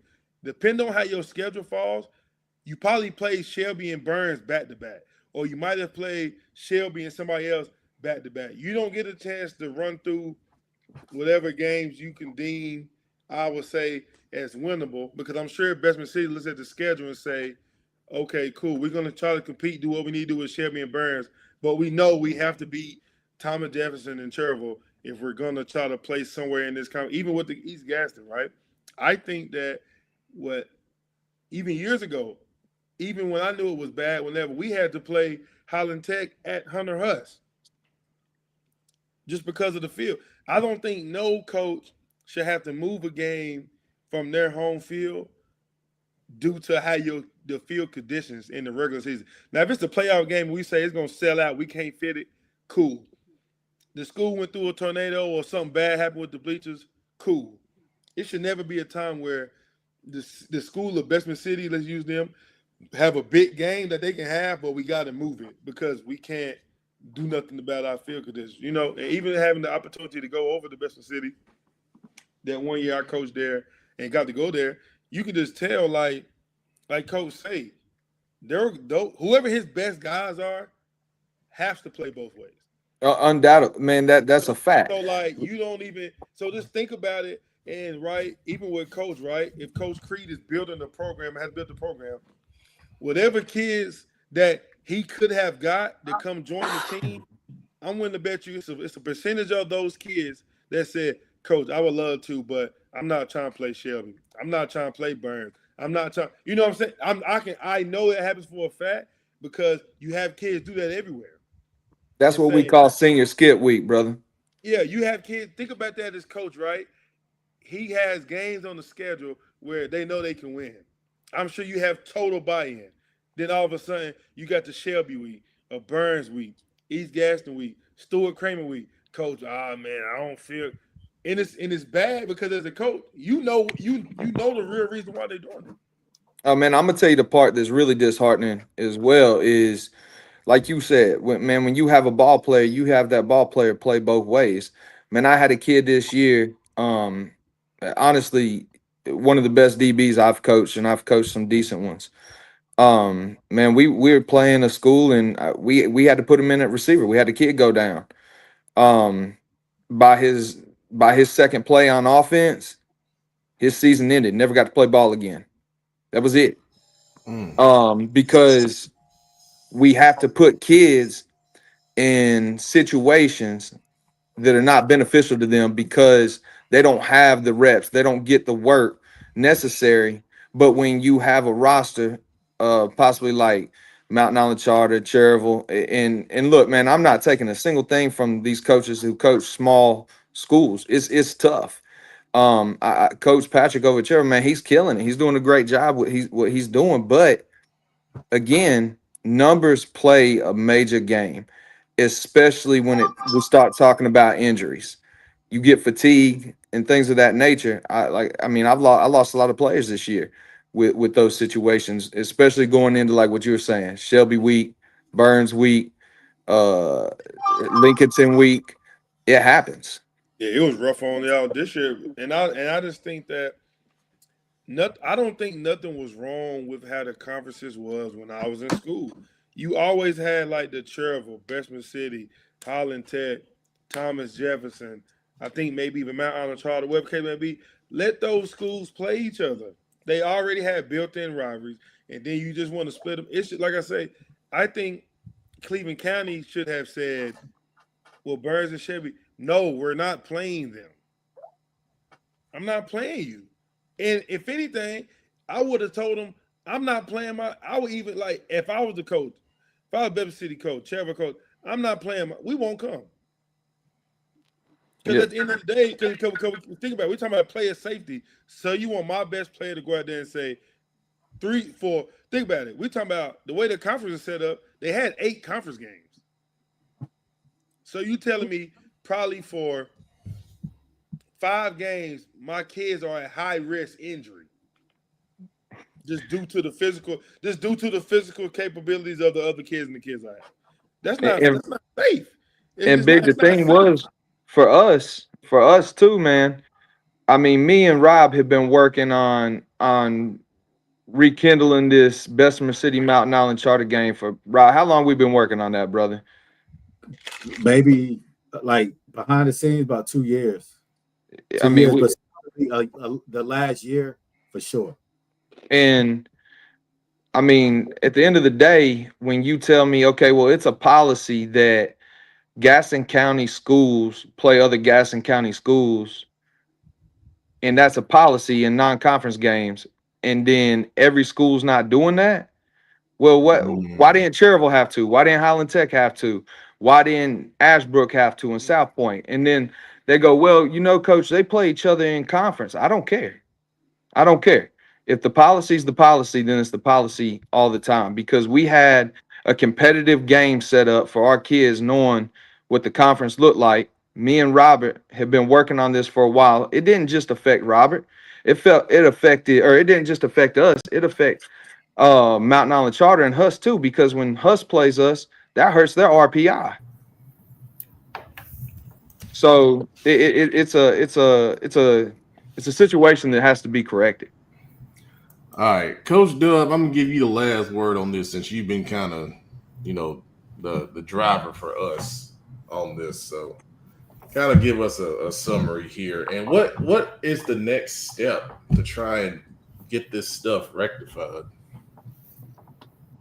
I think that the next step is just kind of like just doing right by the kids, man. Like, make it about the kids. Make it, what we all go to it about. And I know, me personally as a coach, as coaches, period, our number one job is player safety, more so in football than any other sport, and especially when you're playing small ball football. And I know a lot of local teams from Charlotte, they can't really relate to it because they don't have to deal with the numbers. But when you're dealing with small numbers like that, you really actually have to get creative in your coaching style. But you can never compromise player safety. And I I just think just putting player safety, that should be the first priority. Outside of any gate or whatever, it should be player safety. But what I want to do, I want to highlight Coach Creed, man. Kyle, I got a lot of respect for you, brother. The work that you do behind the scenes, because I think you actually do more work that people don't see. The work that you do that no one see is the vital stuff. Like, you're always advocating for your players. There's no reason why you guys turned that program around and kids start going to college, because you had a belief. And I mean, you did it at one of the smallest levels that you could do it at. And people don't realize helping kids go to college at smaller levels is really difficult. And salute to you guys, man. But I just think just putting players first, man. I think that's where it starts. I think we all need to get back to just making it about players. And I'm not just talking about football, but just period. And understand our why. Like, why are we in this field? Why are we serving kids? And really truly get down to serving these families and these kids, like, and not make it about anything that's going to be at the detriment of any players. All right. Well, Coach, we appreciate you coming on here and sharing this information with us. As we go throughout the off season, this will be a topic that we'll continue to talk about. And if there's anything that we can do to help push the message, like, being on here and giving a platform to it, we'll be glad to do so. Well, fellas, look, I appreciate the opportunity. Thank you for letting us come on. And man, if you guys need anything, don't hesitate to holler at me. Absolutely. Thank you, Coach. Hey, see you, fellas. Kyle, appreciate you. All right. A lot. That's a lot. I did not know it was. I've been in the background, but I caught a lot of that, and I had caught some of that during the season, like brief snippets, kind of what people would talk about. But he cleared it up, and it's a lot. The problem's a lot worse than I thought it was, man. Just listening, man, and I like that he pointed out things that people don't think about, like you say, putting a kid in a wide receiver that has no interest, might not be a fit, but look, I got to. And then pointing out things people might not think about, man. So it just be nice for the kids to be able to go into multiple games and feel competitive, like they have a chance to win. Because approaching the game that you feel like you have zero shot to win week in and week out is not pleasant. It's not fun for anybody. And that's tough, because you're trying to get kids motivated to play. Because most of young people, they're going to come with different flaws. They might have maturity issues. They might have confidence issues. There's so many stuff that we have to build them up as. And when we're trying to build young men up, because that's really one of our jobs. That's the foundation of our job. It's building them up through athletics. It's hard to build kids when you already know the outcome. You get what I'm saying? So yeah.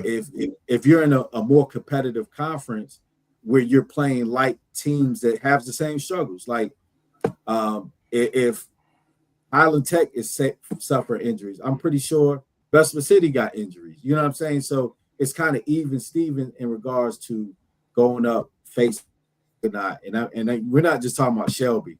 We're not just talking about Burns. We're talking about Kings Mountain, West Lincolnton. That's tough, man. And I know being at smaller programs, just period, that you struggle with numbers in certain situations. Sometimes some programs struggle with even fielding teams. So it starts creating this snowball effect where kids don't want to go to your school because they think that, we got to play that crazy, because they don't see a light at the end of the tunnel. So shout out to Coach Creed, man. Actually, shout out to all the coaches at Gaston County, all the ADs, man. I think, like I told y'all, I got my hashtag, we play football too. And when I tell you some of the best football, some of the best people, some of the best leaders you'll meet is in Gaston County. And I'm not just saying that because I'm in the county, but you got a lot of people behind the scenes that do a phenomenal job, man. And I do want to say this, the big thing, this is no reflection on the NCHSAA, because this was not their decision. So I want to make that clear, that this is not an NCHSAA issue. Yeah, so there was a lot of good people in the comments too. I didn't want to really, put them all up to take away from what was being said. But I think you guys, between you guys on the show and then you guys in the comments, I mean, there's a good group here that can kind of get together and try to make something happen here. And I hope it does, man. And like I said, I'll be glad to help in any way that I can. I think there are good people out there. I find myself going out there not only for you, Coach Dub, but the Gaston County FCA, covering their jamborees the last couple years. I think they're good people with that. So I think there's good people out there that can help make some change happen for the right reasons, and hopefully we can find a way to get that done. All right, let's go back. We're in 6A. Let's run through these real quick. Watauga Charlotte Catholic. I think that's going to be a physical football game. Billups expressed some thoughts on that one, as we've been discussing games throughout the I'll take your sunshine, you take mine this time. Go ahead. Your coffee done wore off, huh? Nah, that was tough to hear because like I said, I'm trying to be quiet because I get myself in a lot of trouble. But yeah. And you stop, but no, just know it ain't just Gaston County, Rob. Well, listen. We're not saying it's just Gaston. No. I'm not criticizing y'all. That continue on the name, but I love the statement. Let me say this, because the thing is, Gaston County is overlooked. That's just what it is. And the problem with people is, if it's not concerning their area, it's not concerning their team, they don't care. And the thing is, when you sign up and you're getting into educational based athletics, and you're here to serve children, serve families. I'm talking about serving, not wearing a title and not being a man and beating your chest and all that crap. I'm talking about actually getting down to serving families. When you're serving families, it don't matter if that kid goes to your school or not. If you see something being done wrong, it could be out east. If you see something being done wrong to a kid out east, as an advocate, you should be able to say something. And the problem is, if it ain't concerning us, we don't address it. That's why I got a lot of respect for Kyle, because Kyle addressed a lot of topics that he didn't have to address. He didn't have to address this issue, because the problem is that keep happening is because people can't keep their mouth shut. You need more people. You need more. I would say Charlotte Mecklenburg needs somebody like him, because that's why I'm saying, like Matt was doing for Harding, I did it for Garrett, but it's more like when I said what I said, it's just not Gaston County. I love that y'all doing that. You have a voice. I wish Charlotte Mecklenburg had somebody be that voice. I was, but then people started, I had to stop because that's why I lost my job. You know what I'm saying? But I was telling you, it's everywhere. So like you said, it's every county. So I love that y'all doing that. I did not know that about Bessemer City, and I'm glad you brought light to that. And Billups, let me say this, and people are advocating. I'm talking about in all these areas. It's just we're choosing not to listen to them. Listen to what I'm telling you. Every area, they know the issues. You see the people in the comments. Don't think these people haven't went and talked to people in different areas. I hear it all the time about CMS. And this ain't Gaston County aside, but just period. Any county, people address the issues. The thing is, we as a community, we go for self. We're not about community anymore. We're not about community anymore. We're about, go this school, go that school. Forget y'all. We're trying to beat y'all. We're not caring about grades anymore. And that's across the board. That's not limited to a county. That's the issue I see. So don't think Billups, like you just said. It's people out here advocating, beating the ground, that's addressing issues as a whole. The problem is nobody cares until it impacts them. Mm-hmm. You can take that and apply it even to a broader perspective too. But that's not this kind of show. Y'all want me to get started. As much as I could, that's why I stopped. Take it there, That's why I'll try to be respectful of the show. We won't take it there. But I applaud what y'all doing in Gaston County. But I didn't want to take it there. That's why I shut up. And when Matt looked at me, I shut up. So I love that. I love what y'all doing. I love it. I really do. I'm looking at the camera. Nah, you gave me the look. Now I'll stop. I didn't give you no look. Rob knew. Rob saw me about to go. And he said, "Get him built." But I love it. Let's go. Okay, I'll talk about Watauga Charlotte Catholic. Go ahead. I think these are two mirror teams. This is gonna be a very fast game because they do the same thing. Catholic, if they could match up with Watauga's special teams, they got a good chance. I think Watauga, the only thing they got them on is that special team stuff. But they're very similar. I still like Watauga in the game for some reason. It's just that special team Watauga. You gotta practice for that stuff. You don't practice for Watauga special team stuff, you're not being Watauga. Well, I think the thing with Watauga here is a lot of people think they're just a run team. They are not. They are very balanced. Cade Keller was a Petman player, their quarterback. He's a dual threat kid. He can throw it well. They got a guy in Evan Burrows that can make plays in the passing game from a receiver perspective. And then they're going to formation the heck out of you. They're going to formation. They're going to trade. They're going to motion. They're going to shift. They're going to do all those things. And Catholic will have to be ready for all of that. Now, that being said, Catholic had a shutout last week, 27-0 victory. And I thought their linebackers really played well. Keenan Teeter, Lucas Lipinski, who's a really good kind of hybrid safety / linebacker. The D-line, I thought, played well. All three levels were really, really good. To Joe's point, yeah. They are. Watauga is really, really well coached. And they're not going to beat themselves. So it'll be a tough game for Charlotte Catholic. But if they can get their run game going, they can make it interesting. The good thing is it won't be that cold. I think it's going to be, 75 Friday night? Or somewhere in there. High 75? Hey, they don't say that before. And then when I played AC Rims that year, it was 75, but game time there 32 back there. I was like, Lord Jesus. Now I think go ahead. Brandon was right. Brandon was right during the daytime, but no, that night it dips back down during the night. It become the mountains. This game I think is going to be really good. Sun Valley at Freedom. Sun Valley really took it to Olympic last week. Freedom took it to Central Bears. Freedom has athletes. Sun Valley we know has athletes as well. Both senior quarterbacks in Noah Lineberry and Caden Davis. They both have guys to throw to that can be dynamic on the outside. And they both play pretty good defense. So this game could really be a real, it could go overtime easily. I think that's how close this game is. The Freedom fans will come out and support really strongly. I'm excited. I think I told somebody if this game was closer, I would go to this game. I don't blame you for not going to Morganton. It's going to be. Hey, I don't blame you for going to Morganton. Getting out of Morganton after 9 o'clock, boys, rough. Is it? Man, I drilled in Morganton, and I tell you off camera. I can't say on camera. Morganton rough.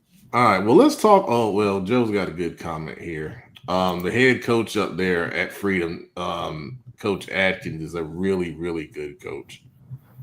He's had success at a lot of places. So now they need people like that.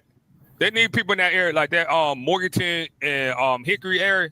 You need great leaders, young men, because them young men to go one way. They go the other way very quick. It's just like coaching in Charlotte. It's just a more country version of Charlotte.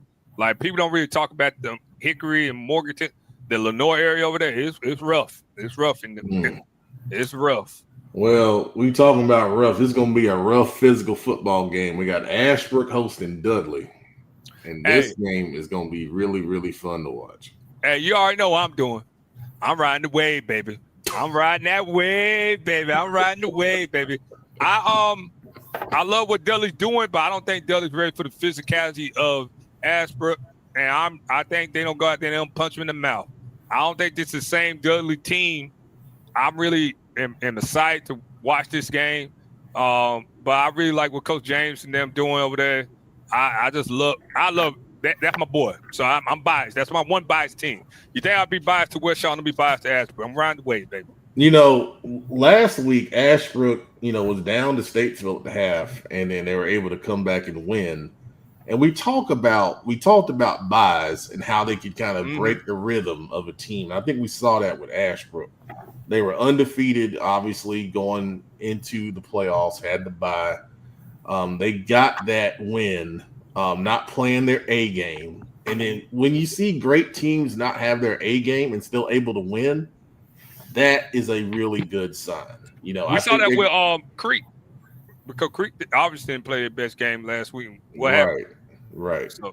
So I think you're going to get the A game of Ashbrook, and that's going to be tough for Dudley to handle. People are looking at Dudley and looking at the name, thinking, okay, this is Dudley. But to your point, when you start digging into the analytics of their schedule and who they've played and all that stuff, you're right. It's not the same Dudley team. They had to, kind of make some adjustments early in the season, and that's a credit to Coach Davis and that coaching staff up there who've been doing a great job for many years. But I think Ashbrook, with what they do and the physicality they play with on both lines of scrimmage, defense gets to the ball really fast. Dudley, I think they have some good offensive guys, but it's not the volume of what they've had in the past. That's the difference. Where you had 3 and 4 guys to worry about, because we saw them last year at J.M. Robinson, me and producer, and they literally had threats at every receiver position. They had 2 backs. They don't have that. They have good guys, but they don't have the depth that they had. That's the difference in this Dudley team. To Joe's point, it is going to be very physical. Now, don't get me wrong. Dudley still got some talent. They got an offensive lineman who's highly ranked in the state in class of 2028, Azir Waddell, who's really good. They've got, Robert McCollum, who has an offer from Syracuse on the defensive side of the football. But at the same time, Ashbrook has those guys and a little bit more. But I think that's going to be the difference. The funny thing about it, you can imagine them guys if Dudley didn't lose their talent like they lost. Oh my gosh, yes. Well, they wouldn't be an 11 seed. Now you don't start thinking about that. Hey, Lo, you don't start thinking about the talent they lost. We're not that kind of show, but the talent they lost with that team they got right now, woof. Right. Yeah, McCollum's a player, man. He's a real player, man. And he got a Syracuse offer this year as a senior. And you guys know how hard it is to get a daggone Division I offer as a current senior. It's really hard to do. Especially that he got Syracuse offer where that coach up there, who I really like, Fran.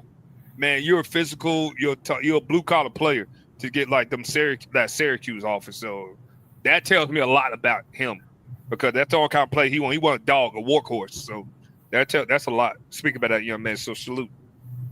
Kings Mountain, the 10 seed, going on the road to play on 2 seed Northern Guilford.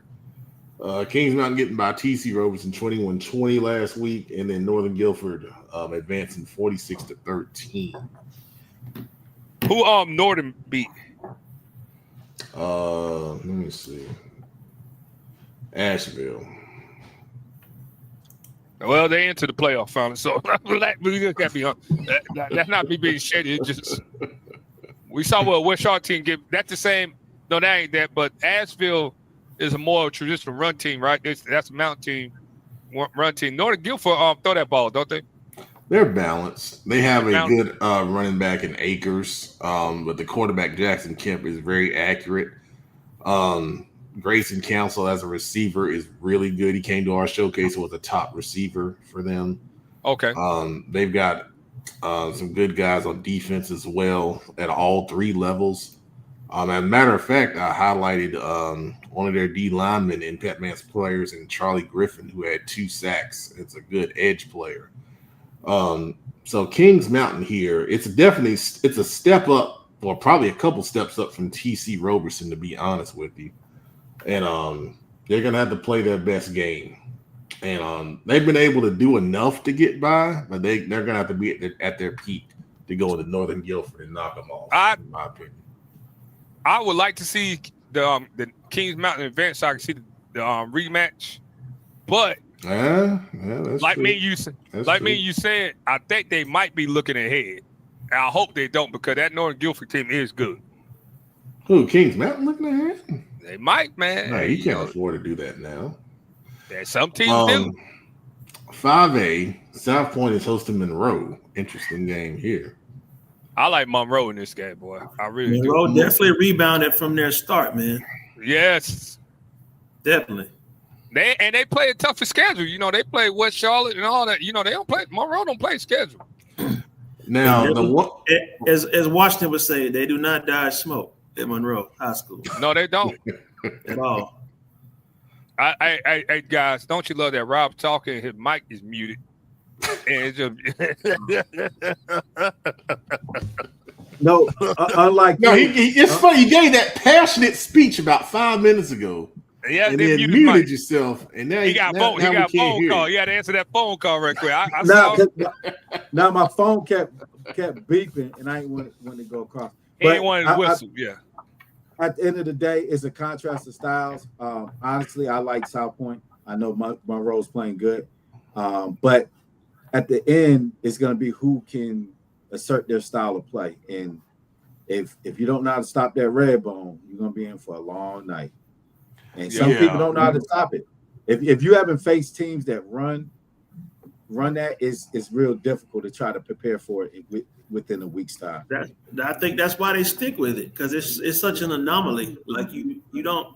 It's so old school, and you don't see it anything like it week in, week out. So when you get to them, it's like, okay. Well, it's almost to the point now to where if anyone coaches there, you have to run the system. And like you could never change the offense. Nope. Like you can run whatever you want on defense. Hey, look, here you go. There you go, right there. Now, to the point here, I think Monroe is playing their best ball of the season. But this is kind of like what we were saying about Dudley. You know, Monroe state title team last year was great, but they lost a lot. You know, the graduation, and that, you know, the coach Sal's credit, they pulled it together after a tough start to the season, playing all those tough teams, and they're playing their really. They're playing really, really good, but to stop South Point, you got to be able to have the depth and able to withstand all of the run block and all the cuts blocking they're going to do, linemen getting second level, cutting off linebacker flow, all that stuff. And it's going to be tough. It's going to be tough for them to do it for 4 quarters. Their best bet here is offensively. If they're able to, you know, get South Point into space and make something happen in the pass game over the top. Bryson Simpkins has been playing really good football from the receiver spot here lately. That's their best bet here to kind of win at a high scoring pace like they did against Mount Pleasant earlier this season. That's kind of the formula for them. They didn't really shut Mount Pleasant down, but they were able to outscore them. And that's if they're going to win here, that's what's going to have to happen. Now, on the other side of this is another mega game. East Lincoln going to Crest. Mm-hmm. That East Lincoln offense versus that Crest defense don't be the X factor. I think Matt told me about that. So I'll let him lead this one. But everybody know what I feel about East Lincoln. That's a very exciting team to watch. Well, Grant Lawless is probably the best quarterback in the state that nobody consistently talks about. He's committed to Wake Forest, and he's very accurate throwing the football, has a strong arm, and he has multiple threats. We talk about Jackson Dollar a good bit, the star tight end who's got offers from everybody in the world. But they have other guys in that offense that can do things. Davis Beam as a receiver is really, really good. Jalen Fletcher, he's got a hyphenated name. I forget the other half of his last name, but he was highlighted in Batman's players as the running back. He had 4 touchdowns, averaging 21 yards a carry on 6 carries for 125 yards last week. So you can't get, fixated on the passing game for East Lincoln because they do have a good, solid run threat there. Now, Crest is playing really good football also. Their quarterback, Eli Hamrick, 6 touchdown passes in the first half last week against Concord. That's and crazy. A rushing touchdown. That's insane. We accounted for 7 touchdowns and a half. Half. So he's playing some really great football too. And Chris has multiple threats at the receiver spot to get the ball to. That's going to be the big thing here. Can the East Lincoln defense slow Crest down? I think Crest has, some offensive. Not offense, but some defensive guys. Obviously, especially in the secondary with Pluto Surratt and Lyric Pettis, highly regarded defensive backs that can help slow the passing game down some. So it'll be really interesting to see if East Lincoln can slow Crest down. That's going to be the big, big key for this one if they're going to win at Crest. And there's going to be a ton of fans there. Our guy, Shay Shottam, is going to be there doing highlights. I told him to get there early.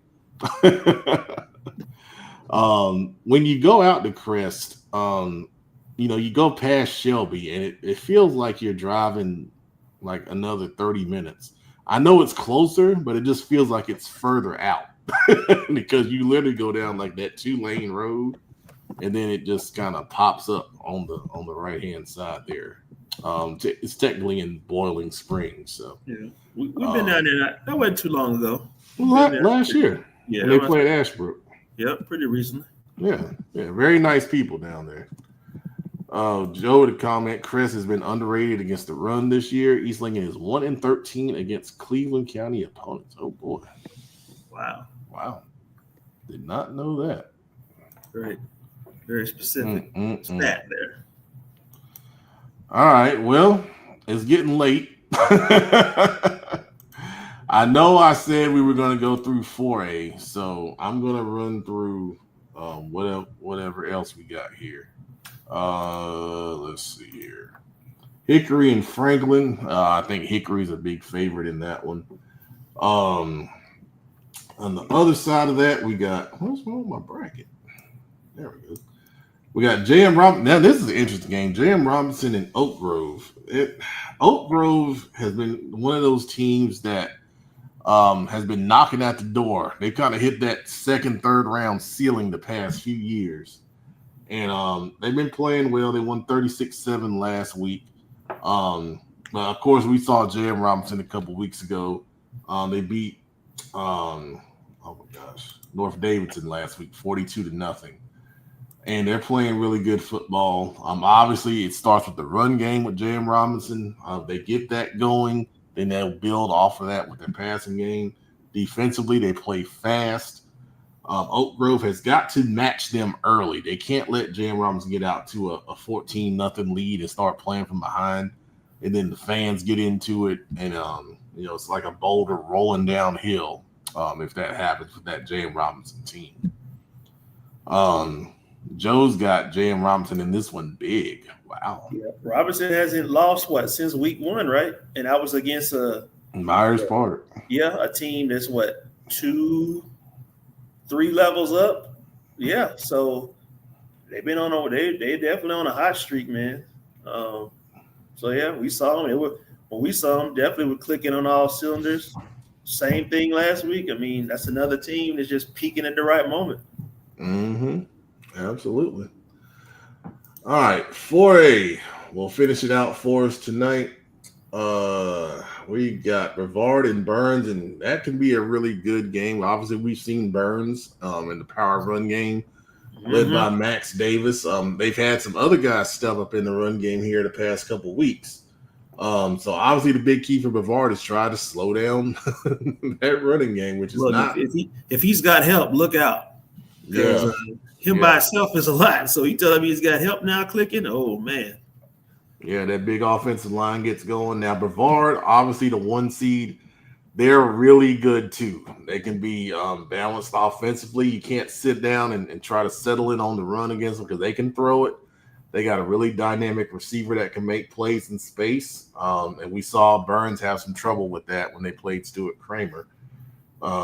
So this game could be really good though, and I think it will be. Burns has played some tough teams, so they it won't be anything they haven't seen before, and that's what the question Joe has here is good. Now they've seen Shelby, and they almost beat Shelby off of a field goal. So I don't know if this one receiver can dominate the game per se.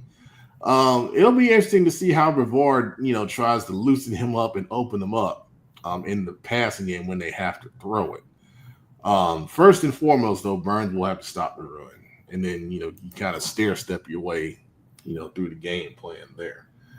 Mount Pleasant going up the road to play Pisgah. I think they've got a good shot here. Pisgah is your more traditional mountain team, but Mount Pleasant plays that style, so they kind of play like a mountain team in Charlotte. So it's not going to be anything that they haven't seen or they're not used to. It kind of plays into their hands because they typically struggle with teams that spread it out and throw it. But from all the intelligence I have on Pisgah, they're more of a run team. Now, their quarterback is actually pretty good, but they don't throw it a lot. He's thrown it 108 times this year compared to 419 rushing attempts. So, and this Pope, the running back for Pisgah, is really good. Almost 2,000 yards on the year and 27 touchdowns. So, that's going to be a big key here. But I think Mount Pleasant can match up with that. So, I'll be real interested to see how that one plays out. Bottom side, we got Maiden and Newton Conover. This is a rematch. Newton Conover defeated Maiden in double overtime earlier this year, 19-13. So this game's going to come down to the wire, and it's going to be a really big crowd up there. Highlighted Shannon Wingate Jr. for Maiden. He rushed for nearly 300 yards last week, and I think it was 3 touchdown runs. Queen City Senior Bowl selection. So, yeah, that's going to be a fun one to watch right there. And then to finish it off, we got High Brighton, the 2 seed, hosting Stuart Kramer, the 7 seed. Stuart Kramer having this. Joe, correct me if I'm wrong, but this has got to be Stuart Kramer's best season in school history, making the 3rd round. And I think they've got a real shot, to keep going here. They put up 60 last week against the dangerous Bandy's team. They gave up 49. They had some trouble with the pass, but High Brighton is more of a balanced team. Bandy's is more of a spread, throw it around, kind of offense. So they do have a good quarterback at High Brighton, as we talked about, Elam Lifford, who, came from Independence. So he can throw it, but they're not going to, sit there and throw it, every other play, kind of like what Bandy's did. So I think they'll match up better as far as trying to slow down the High Brighton offense here.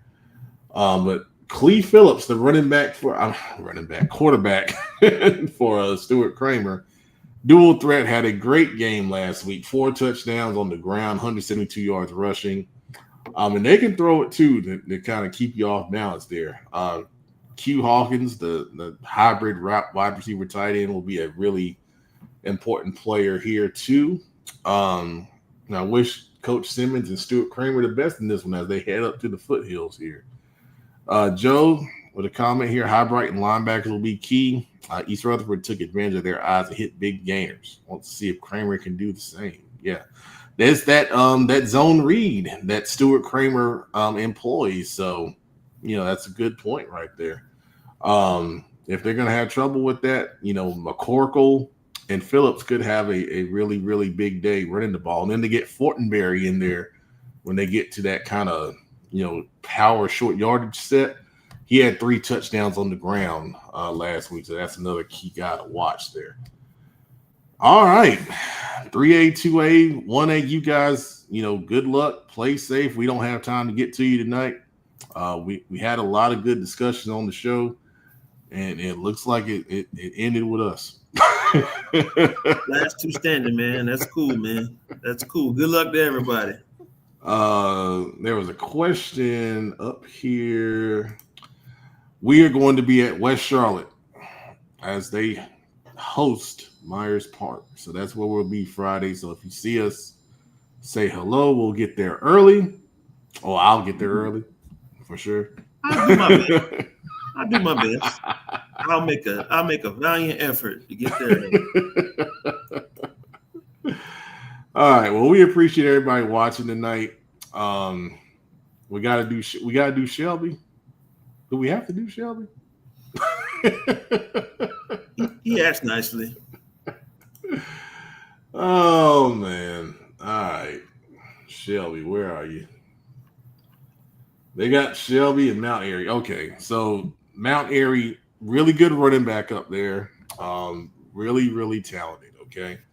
But what Shelby does very well is they put offensive pressure on you. Okay. Last week they put 65 up on East Rutherford, who has a really good running back as well.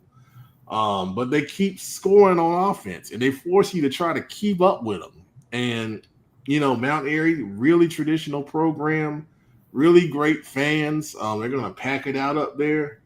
But I don't think they can stop Shelby's passing game. I really don't. And then the freshman, Jonas Woods, who we keep highlighting in Petman's players, he's running for 220 because he's, number one, the Shelby offensive line doing a great job. But then number two, he's seeing light boxes because when they go 3 and 4 wide, you got to account for that. Mm-hmm. So you got 5 and 6 guys in the box. I mean, I can almost run for 5 yards of carry and 5 guys in the box. So, it's a really tough matchup. It's a tough matchup for Mount Airy here.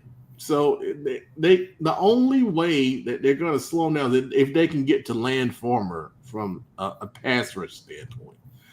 And I don't see it, man. I don't see it. Joe with a good point here also. And you're right. They don't because, the offense is so good and they're so efficient. But that is a good thing. That is a good thing. And that run defense is going to get tested. It's going to get tested in this one because Mount Airy, if there's one thing they can do is run the football. And that's going to be their key. Their best defense is their offense. If they can run the ball, get first downs, keep Shelby's offense off the field, that is their key to victory. And I don't understand why Land doesn't have more offers. It's crazy to me. I don't know if it's level of competition or what, but I think the kid is a heck of a player. And now he's showing he can be a dual threat on top of that. So there's your Shelby breakdown in honor of Big Eye not being here. Somebody had to do it. Yeah, I guess we did.